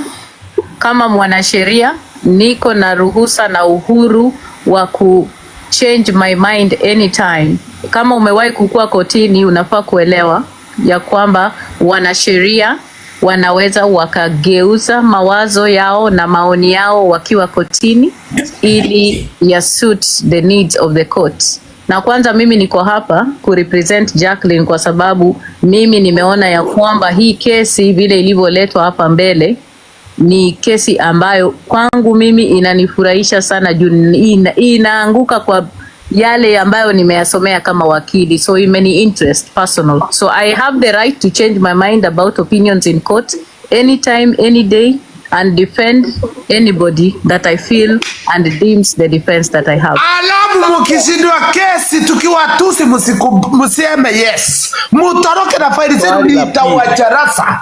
Kesi kiwashinda. Walai nitawatusi. No, Mr. Geoffrey kindly address court with respect. You have to say objection and the judge will give you a chance to talk. Please. Kindly, with due respect, Mr. Geoffrey. Thank you. Swali la pili, Mheshimiwa Diana. Unayahakikishia vipi mahakama hii kwamba utakayo kwenda kuyasimamia ni katika kutetea haki ya mteja wako halali, ikiwa wewe ni moja ya mtu ambaye unakosoa mahakama za TikTok kwamba hazina maana, ikiwemo pamoja na ushahidi ambao ninao ukitusi watu kwamba yani hizi mahakama za TikTok hazina msingi wowote, ikiwa wewe leo unasema unaenda kutetea, yani nataka kujua upande wako umesimama wapi, maana sikuelewi mheshimiwa mwenzangu, wewe ni kama kigeugeu, usimame wapi kwenye hii mahakama? Tafadhali nijibu. Kwanza nataka kukujibu, sikuzaliwa ili unielewe. Hiyo ni kitu ya kwanza. Siko kwa hii dunia ili unielewe. Hiyo ni kitu moja unafaa kuelewa. Wewe kutonielewa, hiyo ni biashara yako, hiyo ni shauri yako, hiyo ni matanga yako, wewe ndio utakuwa huko, si kwangu. Na tena kitu ya tatu nataka nimekujibu kwa mafumbo, kwa mafumbo ukasema mumesema tuache, kama mmesema tuache matusi, Chesoni to respect me as a senior counsel in this court. No, wacha matusi. I am not responding to him. Respect, unatusi watu. Respect me and not when I am talking to a senior counsel. Hakuna matusi, nimetumia mafumbo. Mafumbo sio matusi, Geoffrey, ngoja. Sio matusi. Ni matusi bwana, usitumie mafumbo hapa. Tumia lugha inaeleweka. Hiyo ni matusi. Ni matusi. Hakuna matusi. Ni matusi. Ni mafumbo. Ni matusi. Ni matusi. Hakuna matusi hapo. Ni matusi. Hakuna matusi, ni mafumbo. Your Honor, if you may. Ni matusi hiyo. Haya, kitu ambayo niliacha nimalize kujibu. Nimejibu na nasema ya kwamba I have the right to opinion in this court, and I also have the freedom of speech outside of this court. You cannot judge me with what I say outside of this court unless it is directly related to a case in this court. If I speak of anything that is directly related to a case in this court, then you have the right to judge me. But when I make my sentiments out there, I am speaking as a person outside of this court, and you cannot use that to judge me. In this court, I have the right to defend anybody that I need to defend in this court until the court finds my conduct otherwise not different. Okay? There is freedom of speech. You cannot stifle me. Mheshimiwa, kwa majibu ya huyu Diana, ninaomba baada ya kusikiliza kesi hii tumfungulie mashtaka makubwa, kwanza ya kupuuza, kwanza ya ile kauli zake kupuuza na kuzalau hii mahakama. Leo amekuwa mwaminifu kusema anaweza kutetea haki. Naomba baada ya kesi hii huyo aletwe mbele ya mahakama hii tena, ajibu yale aliyoyaongea. Alikuwa amelewa ama alikuwa hayuko consented kwamba hii ni sehemu ambayo watu wenye kutafuta haki watapata hapa. Wacha nijibu hiyo. Wacha let me answer, then we finish because time is not on our side. First of all, I think that when I spoke about what I talked about when I initially came here, I believe Dr. Williams did not understand what I said. I don't think he understood me. Objection. So, because what I said very clearly that it's important for this court to start a maiden case with all the respect that it deems, because we do not want the court to look as mediocre. That is what I said. Na kwa vile unataka mashtaka, wacha nimalize Chesoni. Wacha niseme hii very clearly. Kama koti inafungua mashtaka kwangu, niko tayari koti ifungue mashtaka kwangu. I am a senior counsel. Okay, thank you, Objection. Mali safi. Na kutumia namba ya kote, anakuja kwa hii live, anafungulia Diana Rose. Upesi derere hiyo namba, anafungulia koti. Utajua tu. Tayari Geoffrey, niko tayari. Can I speak, Your Honor? Yes. Okay, give Chesoni time. We will give the microphone to our prosecutor, Mr. Collins. Your advice? The both prosecutors are here, so Chesoni, please take the mic, and then the prosecutors can speak. Number one, I want to say this. This case is mine. And since I came here, I'm just seeing people throwing shadow blows at each other. This case is mine and Lady Jacqueline and whoever is representing Lady Jacqueline. I don't have a problem with that. Let them represent whoever they want to represent. Let them come the way they want to come. Yes. Wakitaka wakuje kama jeshi, wakitaka wakuje yeye peke yake, akitaka venye tu mtu anajiamini. Unaelewa? I know you've not been these things. Huyu anarusha huku, huyu anarusha maneno huku, huyu anarusha mimi sina anga hiyo time. Ama unanionanga live? Mimi sina hiyo time. So I want to say this.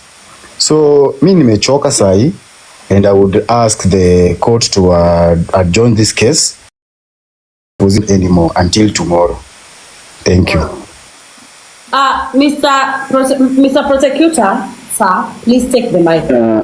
Your Honor, thank you. First of all, receive my apologies for attending to the court late. I was committed elsewhere. Two, I would like to put this very clear that all members of the jury, senior counsels, and all friends of the court, please, whenever you are inside the courtroom, put your personal issues and differences aside, with all due respect, because moving forward, we will start expunging members of the jury, including senior counsel, out of this court.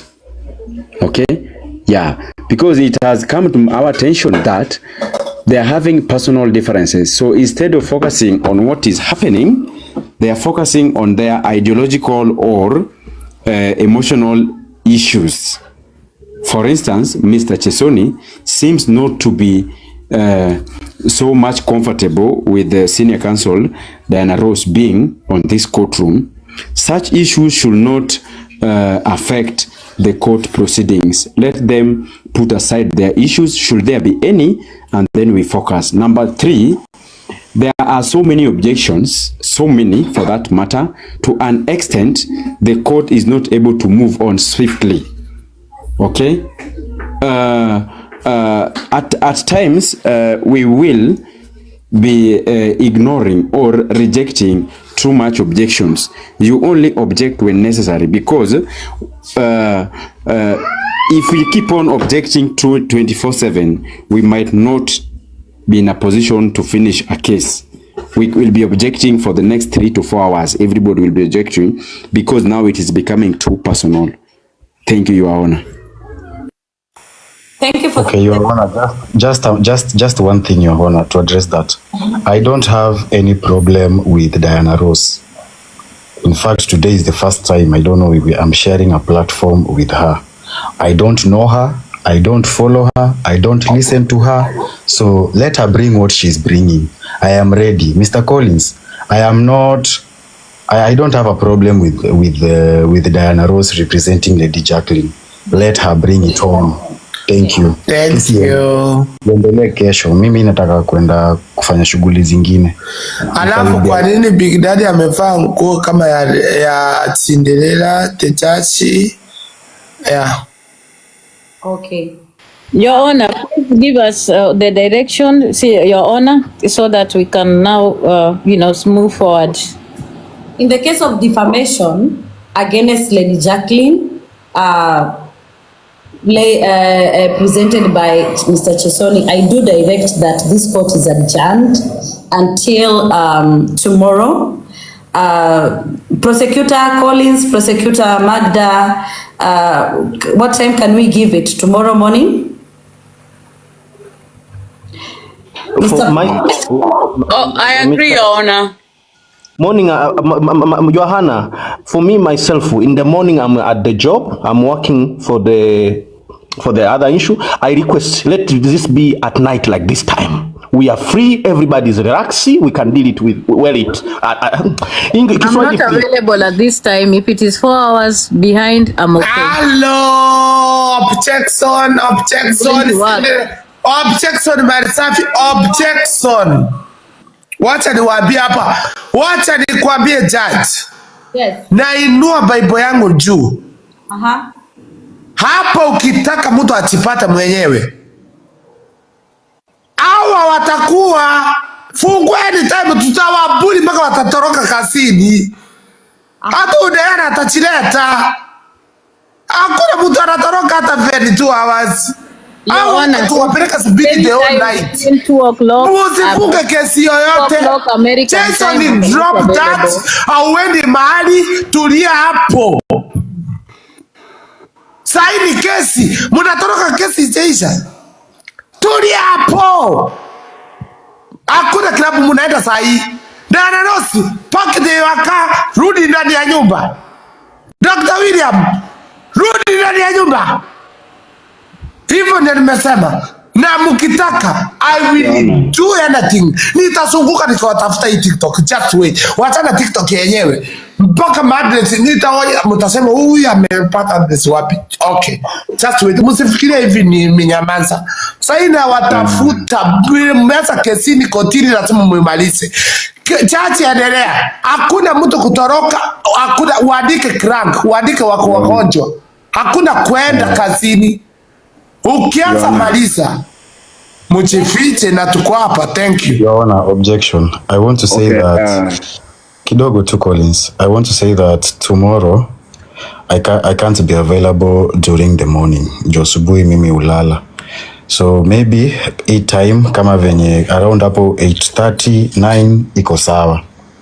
But Senior Counsel Chesoni, what time is that you're saying? 8:30 Kenyan time?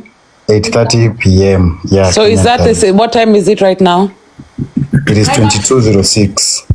Oh, okay. So you're not going to be available at the same time tomorrow? Yeah. Oh, okay. Your Honor, kindly, if you can do it at an earlier time, maybe Kenyan time, because it is currently 2 p.m. my time. Okay. Yeah. Okay, the honor, I think so if done like maybe you know about TikTok. Okay, Senior Counsel Chofri, can you mute your mic? Thank you. Madam Judge, I think those parties will agree about the time. this case will continue tomorrow. I think the earlier the better for everybody, because 8 p.m. is the same time like now, 2 p.m. So it would be better if we did it like 10 in the morning. Yeah, I'm not going to be able to attend at Ngoja. So, Senior Counsel Diana Ross, what did you say? I'm saying if the court session can be maybe 4 hours behind like now, because right, it's 2 o'clock our time. If it is, that's what I was saying, like 10 a.m. American time. Yeah, what is if it is 10 a.m. American time. Yes. Yeah. Yes, 10 a.m. Or American 9 a.m. American time. Mheshimiwa, naombi moja. Hii kesi tulionayo Diana Ross alisema ni ndogo sana. Kwa nini kama ni ndogo? Kwani tusisolve hapa? Kwa sababu alisema ni ndogo. Honestly. Objection, please. Objection. Today is our mention day. We moved past that. Wait.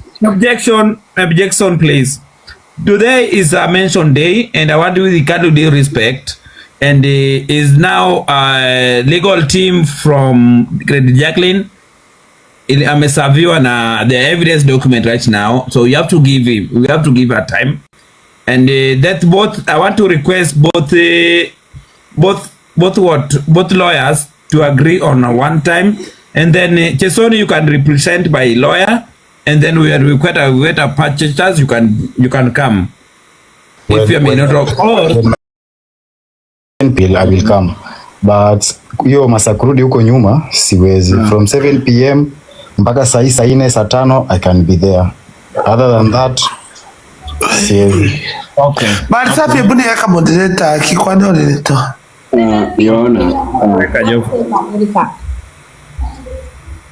Malisafi, kindly wait till we are gone. You're taking a big risk. I know. Okay, Yona, thank you for this opportunity once more.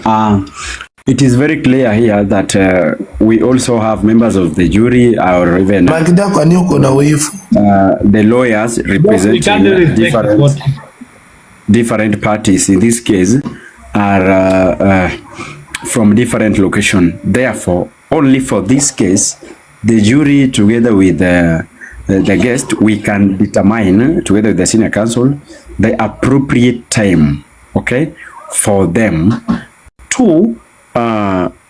It is not wise for the complainant to tell the court what to do. When a case has been submitted to court, you now follow the schedule of the court. 3, a court cannot be introduced to the court and final judgment be given on the same day. Okay? So you either follow the court schedule or you withdraw your case should it inconvenience you at any given point.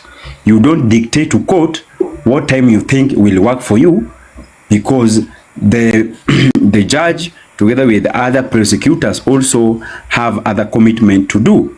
If you therefore feel that the schedule of the court might not convenience you, then I prefer and I pray for you to withdraw your case effective immediately. Objection, Your Honor. That is very wrong of the senior counsel. We cannot withdraw any case. It has never happened in this world. You cannot withdraw a case because somebody has not appeared in court. You can adjourn the case. You can postpone the case. So where did you learn this law, my friend? That when somebody is not there, you are telling that person to... Actually, I object. That is actually a law. No. You can postpone the case if the person that is the accused and the accused are not there. You can postpone the case. You cannot drop the charges. That is so wrong. I'm not dropping my charges. I want justice, and I will come at a convenient time for me. But the truth is mine. Senior Counsel Collins, Your Honor, the truth is a complainant cannot give direction to the court. Exactly. The court works with a calendar, and the court sets a calendar. So is the lawyer of the accused. Even the lawyer of the accused. Yes, as a lawyer, even the lawyer of the accused. Your Honor, I don't want to. Tumesema tumechoka na hii kesi yenu, mbele na nyuma mkuje kufuata shughuli. Your Honor,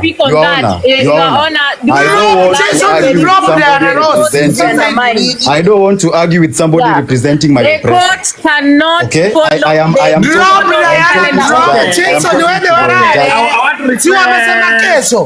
Geoffrey, you are disrupting the court and we might have to drop you, Geoffrey.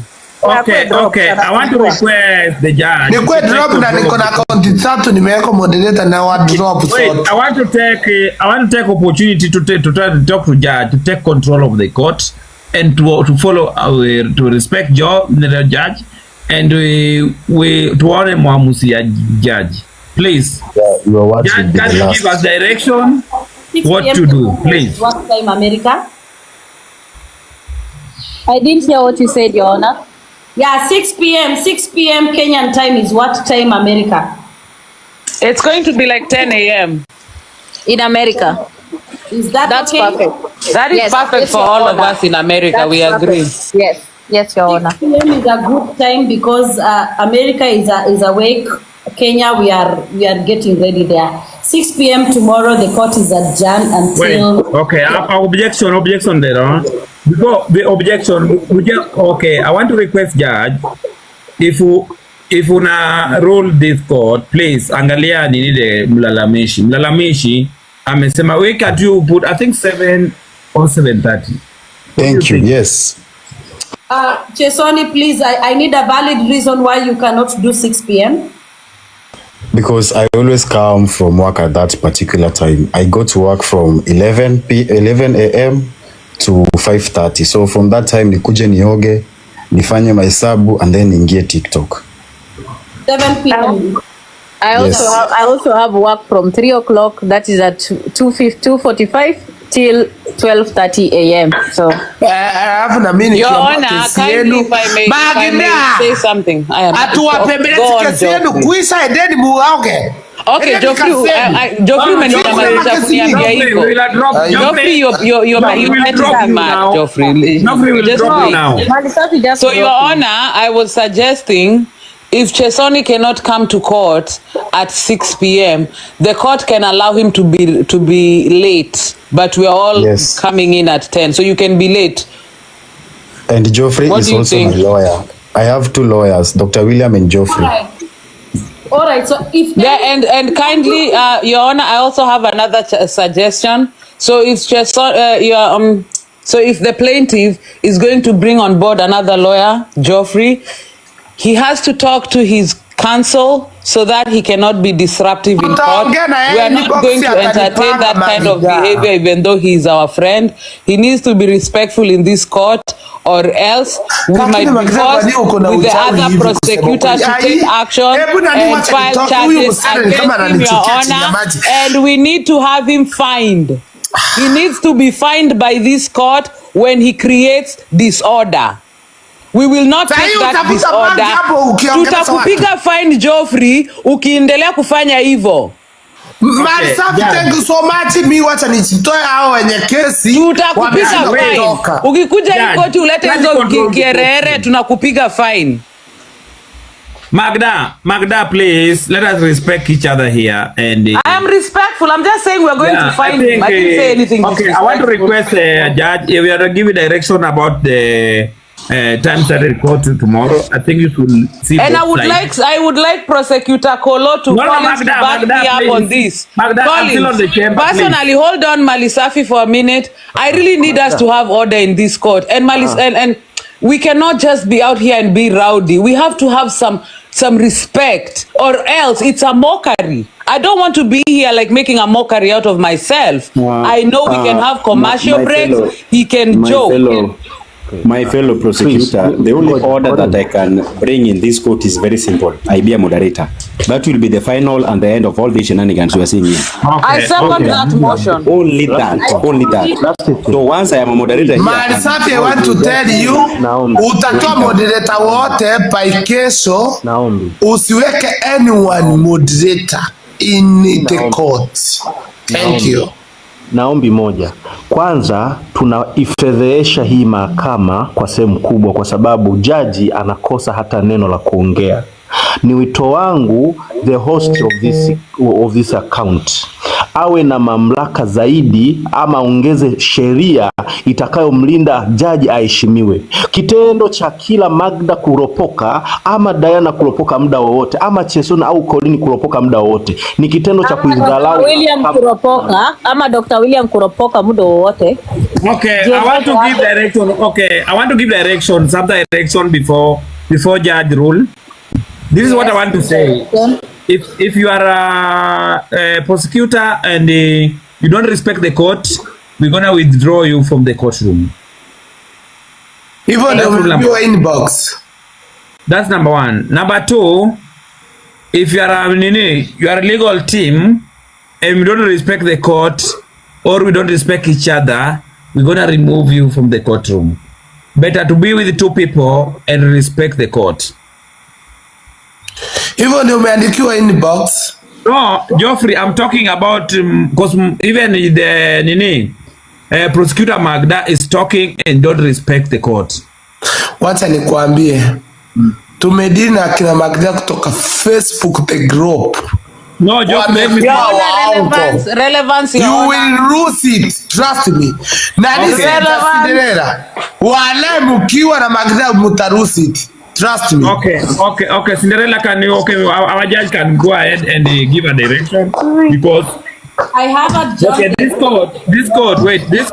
this court we will not stay for long and we'll focus on the case and rule it. Number one, today is our first day. Okay, I want you guys to mute, please. Today is the first day of the court and maybe we can make mistake because this is for a start. I want to give direction. This court will not be tea and this court will not stay for long. Do you know what stay for long is now a tea? Are you getting me, guys? The judge will be on the seat and the case we can't rule the same day. Maybe judge will control the reading. This is we want to be serious with this court. And people must be respect each other and respect the court and respect the judge on floor. Thank you so much as judge ruling, and I want to take apology and let me re-apology for everyone is here. Today is the first day of the Judge Cinderella, and where we do a mistake, we're gonna rectify and move forward. Thank you so much, Madam Judge. As you make ruling, kindly make ruling where the people will be comfortable, where the time everyone will be comfortable. Thank you so much, Madam Judge, and God bless you. Okay, Marisafi, nataka kutoa angalizo, onyo. Mimi ni mtu wa ndani. Kuna taarifa hii program kwa sababu I think we should respect the court and we have to take some actions with immediate effect if you don't want to respect this court. Please. We have had so it's the time Majan Baus please. We have had enough objections and everyone giving a directive. Now it is my time to give a directive.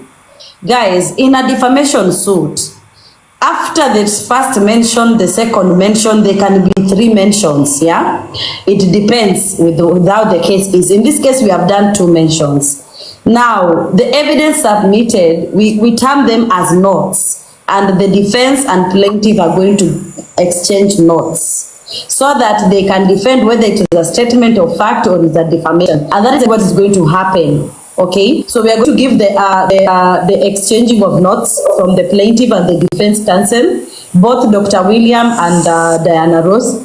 I would love that both of you try to be gentle, especially Dr. Williams. Please, we cannot address the personal issue or moral justification you want to put on the head of the defense counsel. It is not going to be admissible because their services has been sought, the client has sought our services, and so if you are not comfortable with that, it would be something unusual in a court of law. If the defense counsel is your rivalry or if she's intimidating you, it is up to you to pull up your socks and match her in this case. So tomorrow 6 p.m. the case is going to be at 6 p.m. But however, the plaintiff has pleaded that he comes from work, and I know that tomorrow we are going to start with the defense counsel. We're going to start with the plaintiff submitting the evidence. So probably we will give it at 7 p.m. We will put it at 7 p.m. That will be fair because he needs to be here and he needs to hear from the defense counsel how they are arguing the case. So 7 p.m. final, please. I don't want objections about it. We're going to be here the all night. 7 p.m. tomorrow. The case Chesoni versus Lady Jacqueline.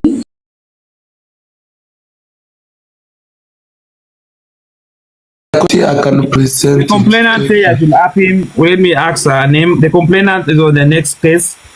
Let me ask. I suggest Senior Counsel Prosecutor Collins hold this down for a little bit.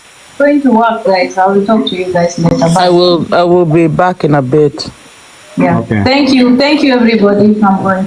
I want to request a new complainant, Madam Reverend. Where is she? Let me look at we have a new case here. Where's the one?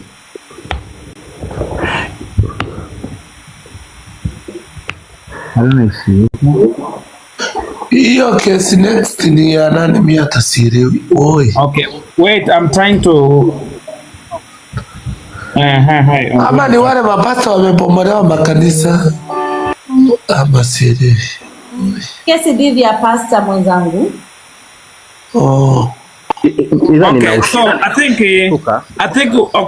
the case the complainer give me with some condition which I can't entertain because the complainer want me to up the respondent and the second respondent, which each know very well. Says our post are supposed to file the case first and then we look for the respondent, and because the respondent was here, I think the second one, the side chick was here, sindio? The side chick, can we have the side chick of the pastor? The side chick of the fixed pastor was here and she was looking for the main chick. So the main chick said we give her 30 minutes, which now the main chick is giving conditions, and I should up Sabina and her husband Diakuje when she's the one who was supposed to file the case. Yeah, she doesn't need to. No, this is a court. Yeah, this is a court of law, and we should not give the conditions.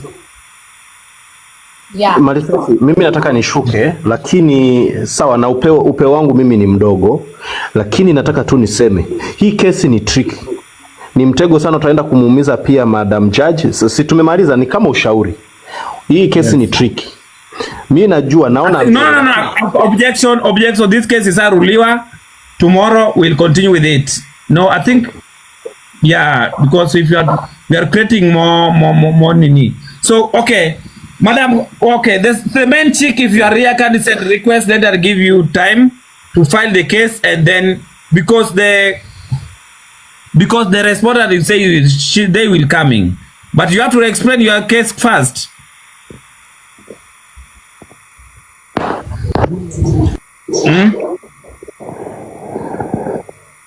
Ruth Wamunyu, if you are here, can send guest request. Madam Ruth, Reverend Ruth, if you are here, can you come and file your case?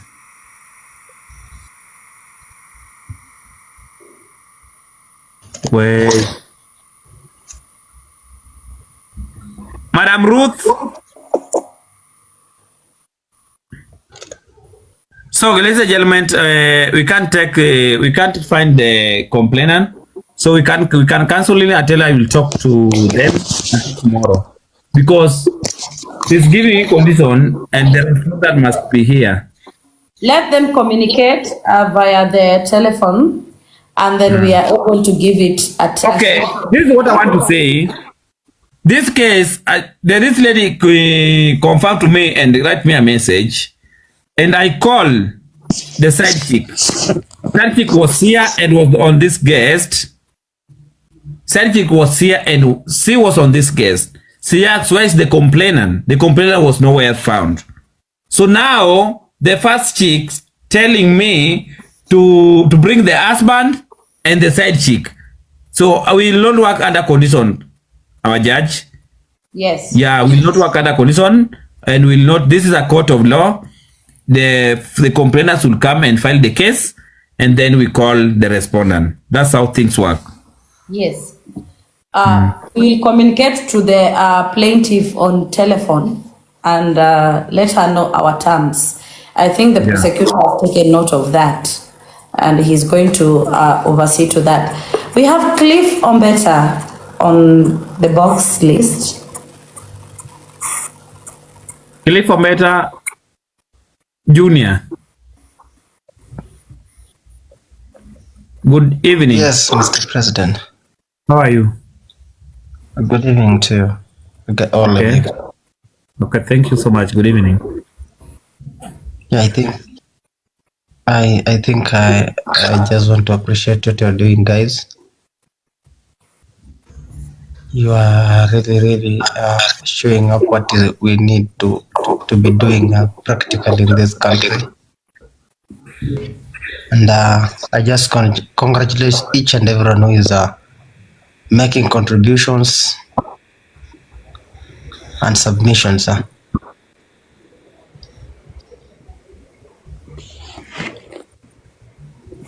I'm doing TikTok.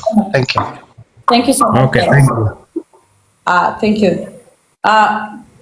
The Prime Minister did not speak. Mr. President, at your advisory, we can close the live. Yeah, I think the line. Yes, Barrister Mhati. I've already rendered my complaint to Mr. President Malisafi. They are supposed to understand that they are not supposed to kuniweka kando na wewe. You see, when the moderator drops me and leaves you, that is a very big mistake. You should make them understand that I'm working very closely with you and I understand you the most. So they are not supposed to drop me when I'm. No, sorry. I want to ask Madam Judge. Mohati represent court as make her understand so we can go ahead with this court process. The court clerk is a barrister and is also the court clerk who swears in the maabusus. And okay. I have a question. Yes. Huyu judge ako OnlyFans. Juu mengia page yake kwa matako imejaza page yake. OnlyFans judge. Okay, you should file that case through another day, please. Okay, if you have, if someone have a problem na matako ya judge, you should file case and we can go ahead. So, if you have a problem na matako ya judge, you can just file a case. Thank you so much. Please, officers in the comment section, I want that boy to be arrested with immediate effect. We don't entertain such kind of disrespect. This is a judge of high court. You cannot come here and disrespect the judge. Comment section, please. Huyo jamaa ashikwe aeke kwa cell. Thank you, very important. Okay, thank you so much. I will try to look for... You are making jokes on serious matters, Okay, thanks so much. Okay, thank for that direction better. So I think we should close it. We should end it if we on the direction of the judge, and we will start it tomorrow. Because our court will only take 2 hours. Will not take long. Our court is not tea. I want to tell people our court is not tea. Meanwhile, Judge, sorry, Malisafi. Judge, we have a pending. We have pending issues. They're not basically court, but we can continue. Kama memaliza here, maybe I'll open. We start to listening to the, as I said earlier, I take chairmanship of Kadamas worldwide. I'm representing all Kadamas. So if we are here, Kadama, you have issues that you need to share with us. Sisi kama, the chairman of Kadamas, you can come to our platform in the next few minutes to endelea na tusikize nini za Kadamas, please. Kadamas are suffering out here. We are going through a lot. Na tunatuma pesa nyingi nyumbani mnakula. And we've opened a platform for Kadamas to just, air the opinions and views and their struggle that they're enduring every day in abroad. So, Madam Judge, please, we can do that in a few once we're done here. Thank you. Do you want it to be done in your platform or here? No, we can do it in our platform. Seems like Malisafi want to close down and delay na shughuli zake. It's okay. Everyone. We are coming over there. So Barrister Muhatsi, Prosecutor Collins, Senior Counsel Geoffrey, Senior Counsel Tembo, and of course, friend of the court, Cliff Ombeta, Mr. President, sir. I will see you tomorrow at 6 p.m. without failure. And thank you, the jury down at the comment section, for joining TICC. And of course, we are happy. And let justice be our shield and defender. Thank you. Okay. Thank you so much, ladies and gentlemen, and God bless you too. Okay. Thank you so much. Let us see. Okay, Mr. President or Madam Judge, before you finish, I think we should just play either an East African national anthem or Kenyan national anthem, I think. Okay, thank you so much. Okay, I think the Procedural Kolo can play the national anthem or African national anthem. Thank you so much, Collins. If you can do that.